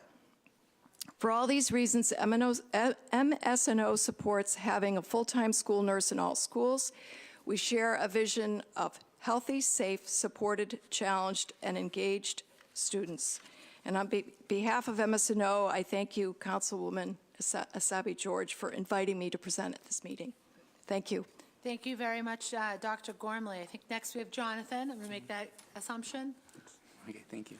Welcome, Jonathan. And I would like to say, I know that you are a school nurse, and we often reference our school nurses as she and her, and I just want to thank you for being here with us today. Okay, thank you. I won't talk. I'll talk off the cuff just to say that, historically, since it's a woman's job, it's taken for granted that we could work a little bit harder and do a little bit more and not get paid for it. So I think that it's great that you're holding these hearings tonight. Thank you for saying that. You have lots of points with most of the people in this room, if not all of them. For those who don't know, my name is Jonathan Haynes. I'm a school nurse at the McKinley Middle School and a proud member of the Boston Teachers Union.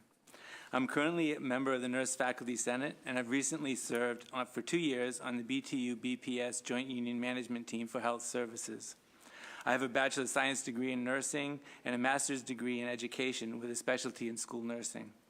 My master's project was focused on the effects of trauma, the deep psychological wounds many of our students and many of our staff members carry with them in their minds and in their bodies. Not all students in Boston have equal access to a school nurse. Our health services department is chronically underfunded.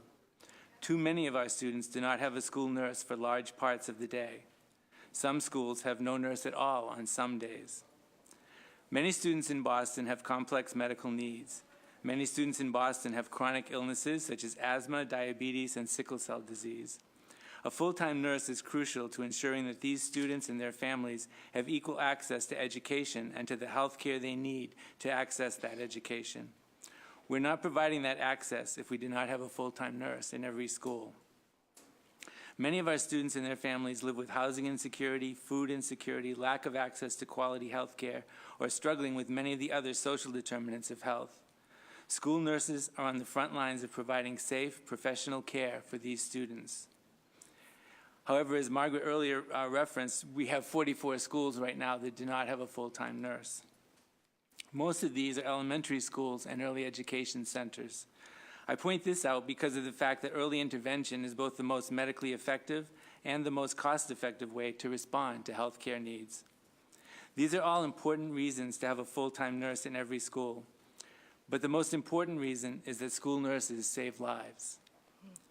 Recently, I received a note from a school nurse here in Boston.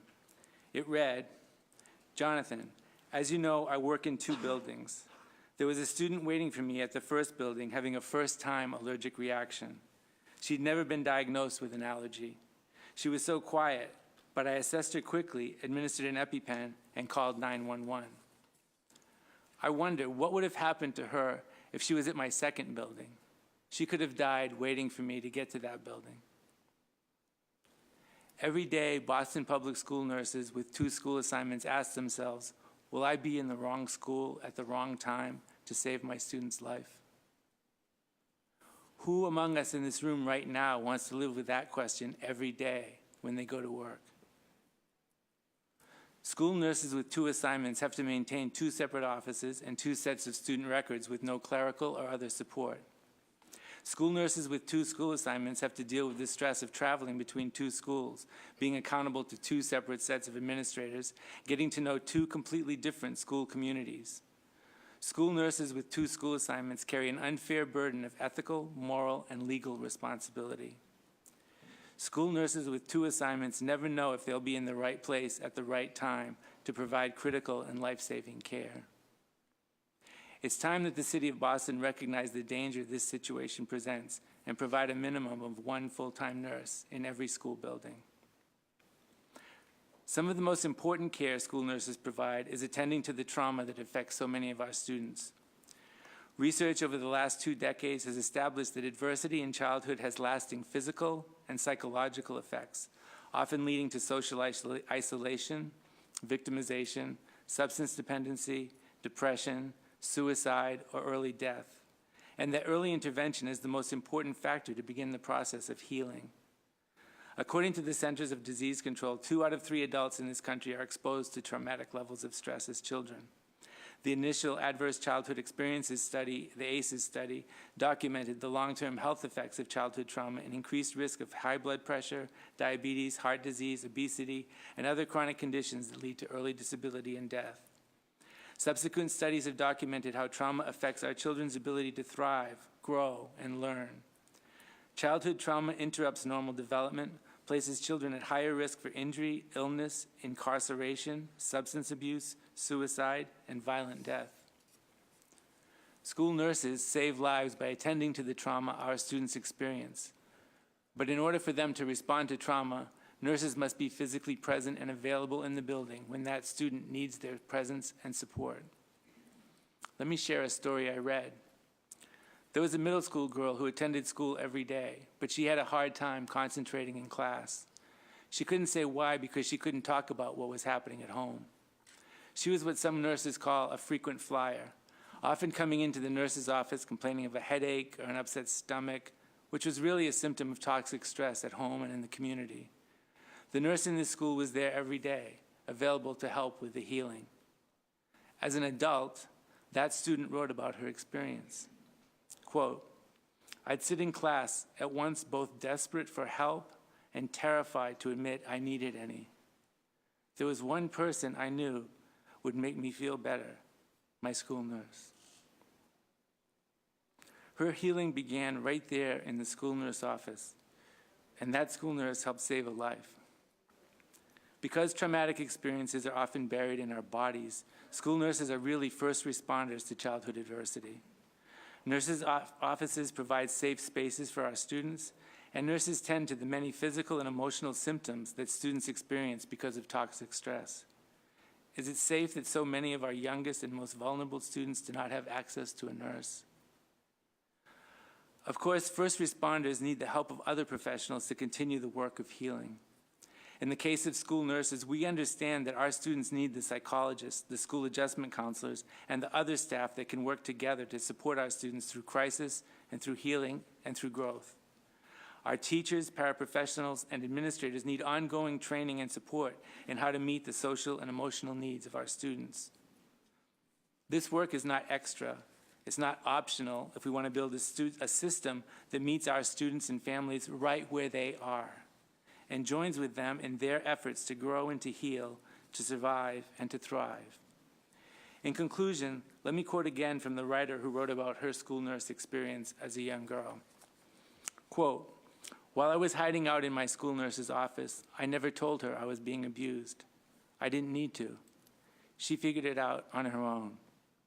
When I was young, I received the help I needed. Shouldn't every child?"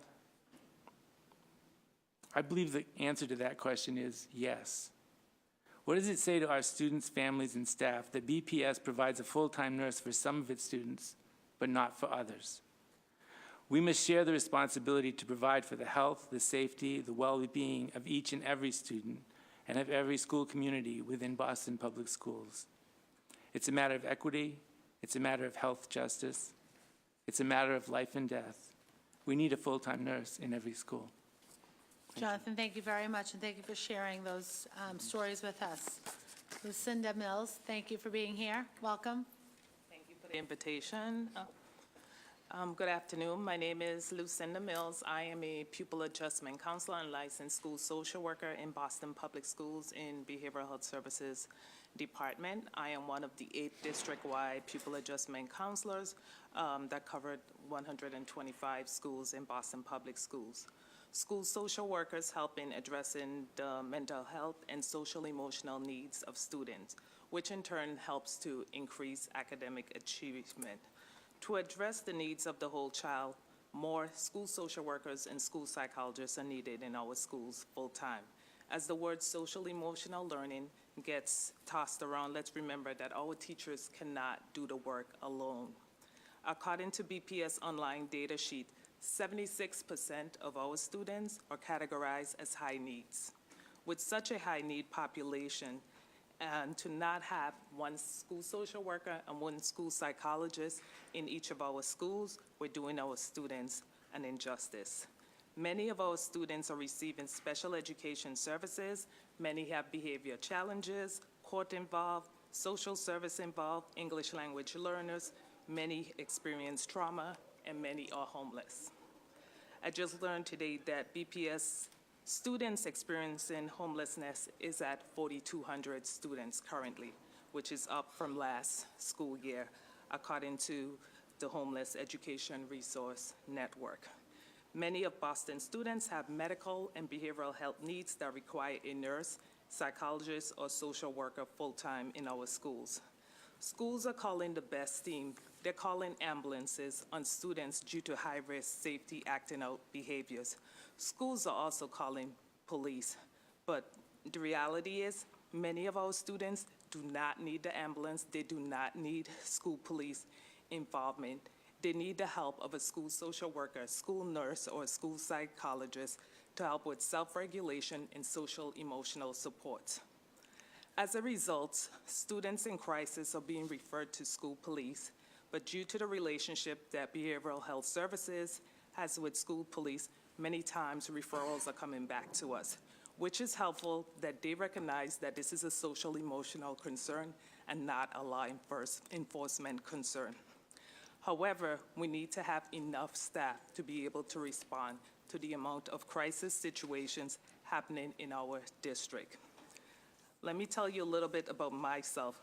I cover up to 20 schools in Boston Public Schools, and in one of my schools, I have a caseload of 16 counseling students where I run 3 groups, 2 social skills group and 1 trauma evidence-based group, and then also see 4 students individually who have IEP counseling.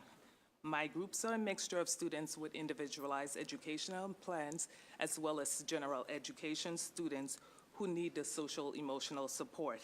In addition to providing ongoing counseling services, I respond to school crisis situations, conduct home assessment, provide case management, and conduct professional development trainings. Let me give you a snapshot of my week last week. I spent Monday and Tuesday providing support to a school where a staff member died. I also spent one day last week providing crisis prevention intervention training, in addition to doing home visit, doing counseling, and consulting with school principals on high needs cases. As a district, Boston does not need to wait for a major tragedy to happen for us to realize that we need more school social workers and school psychologists in our school buildings. The child with anxiety, the depressed child, the child that's abused, the child that's going from foster home to foster home, they're showing up in our schools every single day, and they need our supports. They're looking to us. Their needs do not disappear when they enter our school doors. I end by wanting to say thank you to our city councilors and the mayor for your support of behavioral health services in fiscal year 2019, and look forward to working together in fiscal year 2020 to ensure that all Boston Public School students have access to licensed behavioral health support that they need. Lucinda, thank you very much, and thank all three of you. Thank you very much for your presentation, your comments. Lucinda, I'm going to start with you. The conversation around the appropriate nursing levels, and I say appropriate, I use that term loosely. It's sort of a minimum. When we talk about the 44 schools that have a part-time nurse, 0.5 nurse, we know we want to make that full-time. That doesn't necessarily mean it's appropriate, but it's a start. It's been harder to identify what the appropriate number or the better number is for any of our emotional support systems, regardless of licensure area or title. Do you have any information to share on that? Because it's been a much more difficult sort of conversation and debate to have. So National Association of School Social Workers states one social worker for every 250 students when we're looking at a high needs population like Boston, and that number can go up to 1 to like 450, again, the 250 in terms of the high risk need population. So that's for the social workers, and then I know the counselors in general, which there's licensed mental health counselors, different groups under that, they quote 1 to over 400 in terms of ratios. So what would you say we were missing? Do you have that information? I don't have it presently with me, but that I would can give it to that you. would be very Yes. helpful to get, because we've talked about different numbers along the way, and it's not as sort of simple as the nursing question, the nursing guidelines are. So I would appreciate that if you could think a little bit about that along the way. But I appreciate everyone's presentation. My colleagues, the education hearings tend to run a little bit long, and we all have community commitments in the evening, so that's why we've lost some of my colleagues. But no doubt they will review the tape and get a copy of all of your presentations and your testimony today. So I thank you, the three of you, for being here. I don't know if any of you have something to add before we go to the rest of our public comment. Great, thank you very much. So we're going to go to continue with public comment. Next on my list, I have Rosalind. There we go. Rosalind, come on down, and then Derek, maybe? Everett is the last name, Deriak. And then Markel Norton. And you can pick either microphone, we'll go in order. Please introduce yourself for the record, welcome.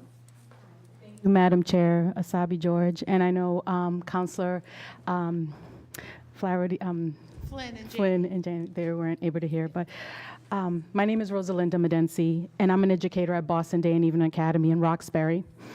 I'm a member of the BTU and also the E4E Boston. I'm part of the student support team working as an advocate for students who have experienced trauma and need social and emotional support. I have been an educator for 25 years, and I'm also a proud BPS graduate. I hold a master's degree in school counseling.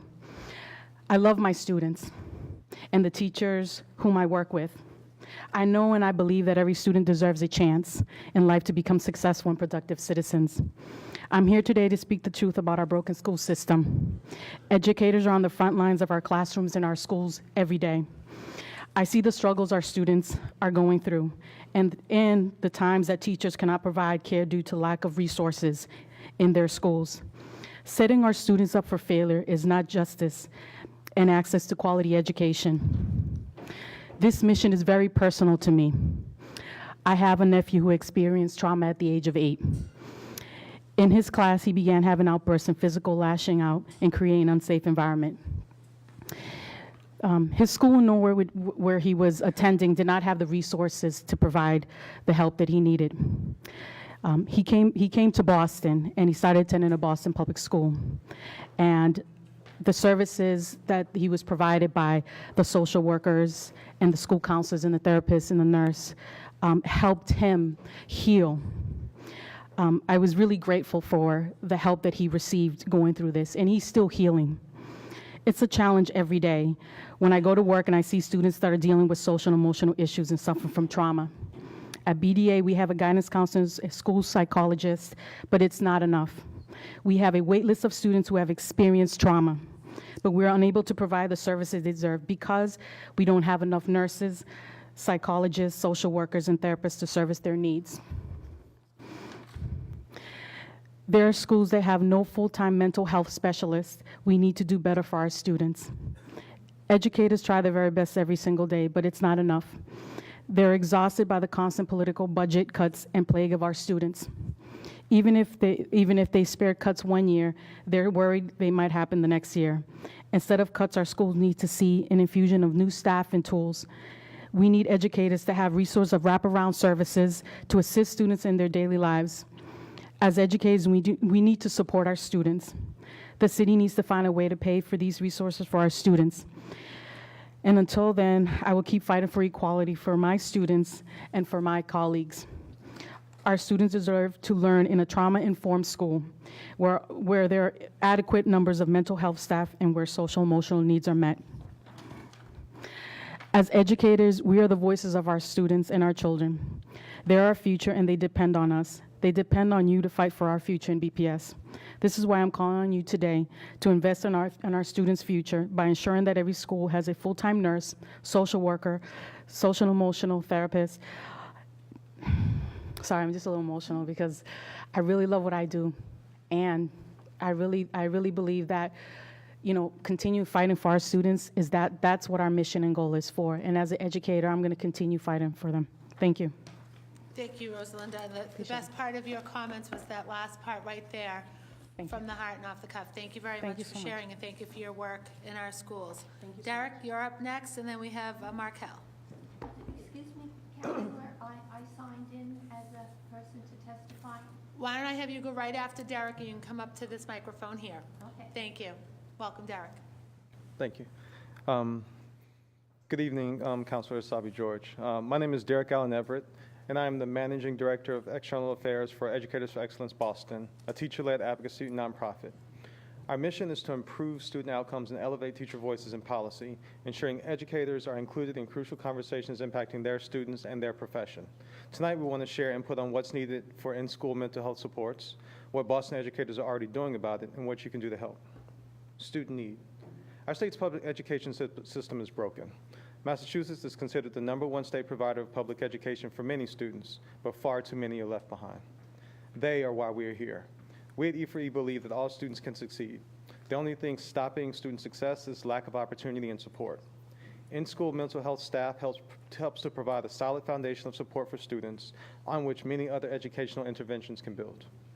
By age 17, nearly 40% of students have faced one adverse childhood experience in Massachusetts, and you heard some of the numbers for 2 and 3 here in Boston. While the American School Counselor Association and the National Association of Social Workers both recommend a ratio of 1 counselor or social worker for every 250 general education students, Massachusetts schools remain at higher ratios than recommended.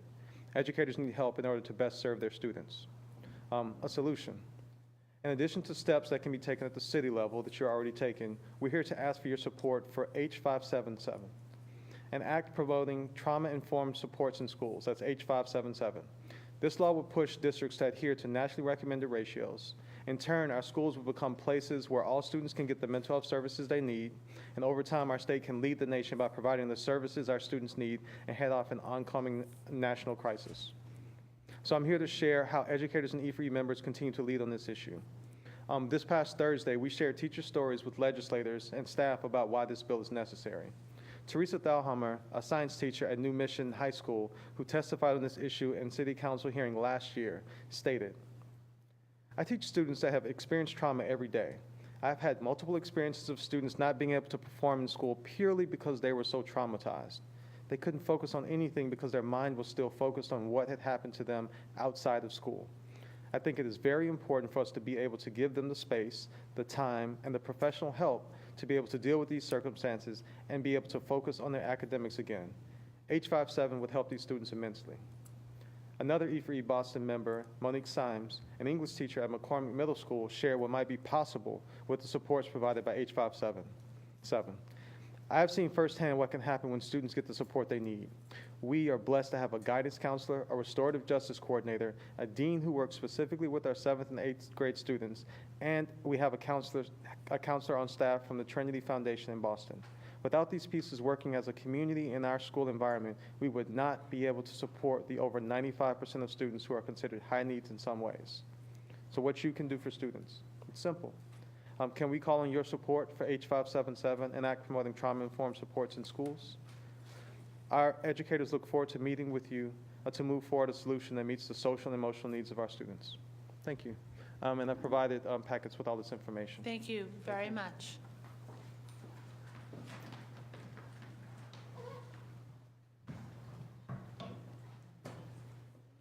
Good evening. Welcome, and if you would introduce yourself for the record so I can find you on my check-in list. Yes, my name is Dorothy Keeney, and I'm a resident of Boston. I worked for the Boston Public Schools as a school nurse for 20 years. I worked at Jamaica Plain High School, the Curtis Guile, the Donald McKay, the Winship, the Gardner, and spent 16 years as the nurse at the Thomas Edison Middle School. I'm now retired, and I'm here as the historian for the Boston Public School nurses and the historian of for the Massachusetts School Nurse Organization. So I'm here to give you some background history of the Boston school nurses and how they came to be. Boston has always cared for its students. Boston was the first city in the nation to establish a regular system of health inspection. They started improving the health care of children in 1894 in schools by using physicians. Boston's Board of Health developed this pioneering system. About 80 physicians, then called medical inspectors, were employed and charged with visiting schools in their district once daily. They checked on students referred by their teachers and suggested medical or surgical treatment when necessary. The inspectors screened students to identify and exclude from school those with serious communicable diseases such as scarlet fever, diphtheria, pertussis, chickenpox, and mumps, and later on expanded to include parasitic diseases. If found ill, the inspector excluded the student from school to protect the other school children. The system's major shortcoming was that it was solely dependent on referrals from teachers. Some teachers were more concerned about their students' health than others. A second drawback of the program resulted in students excluded from school without providing enough follow-up care to ensure that they returned to school promptly after receiving treatment. The Boston School Committee then grew increasingly concerned by the 13% absenteeism rate among students being excluded from school due to medical reasons. By the end of 1905, Boston followed the lead of two other American cities, first New York in 1902 and Los Angeles in 1904, and look to nurses to supplement the work of physicians. The Boston School Committee decided to start a pilot project with the Instructive District Nursing Association, precursor to our Visiting Nurses Association. There was to be no expense to the city. Accordingly, the Instructive District Nursing Association, with the consent of the Boston School Committee, placed, in their words, one of our most experienced nurses on the 6th of December, 1905, in the South End area of Boston. Annie McKay, a Canadian by birth, was assigned to 3 Boston schools, namely the Quincy, the Andrews, and the Way Street schools. Counselor Flynn should be here now. Between 1905 and 1907, the Instructive District Nursing Association placed several other nurses in various schools across the city. The Boston School Committee was so delighted with the results of having nurses in the school that in 1907 they decided to employ the nurses themselves. Annie McKay's legacy in the public schools assisted in making a free education accessible to more children, and especially for scores of immigrant children to pursue an essential part of the American dream. It also helped establish a system of health assessment, intervention, and follow-up for all school children that is still enjoyed today. Thank you for providing me this opportunity to give you this information and for helping you make a decision, I hope, in favor of placing a school nurse in every Boston school. Thank you very much, Ms. Keeney. Next, we have Markel Norton and then Janet Ferrone. Maybe they've left. How about Stacy Shacker or Chacker? She had to leave as well. All right, and then, so that's all I have that have checked the box to testify. Sometimes folks come in and sign in, think that that makes it that they'll be testifying. Would anyone else like to testify at this point? Right. Well, I thank you very much, all of you, for being here and staying through the duration of this evening. And I look forward to providing a report to my council colleagues at this Wednesday's meeting. This meeting is adjourned.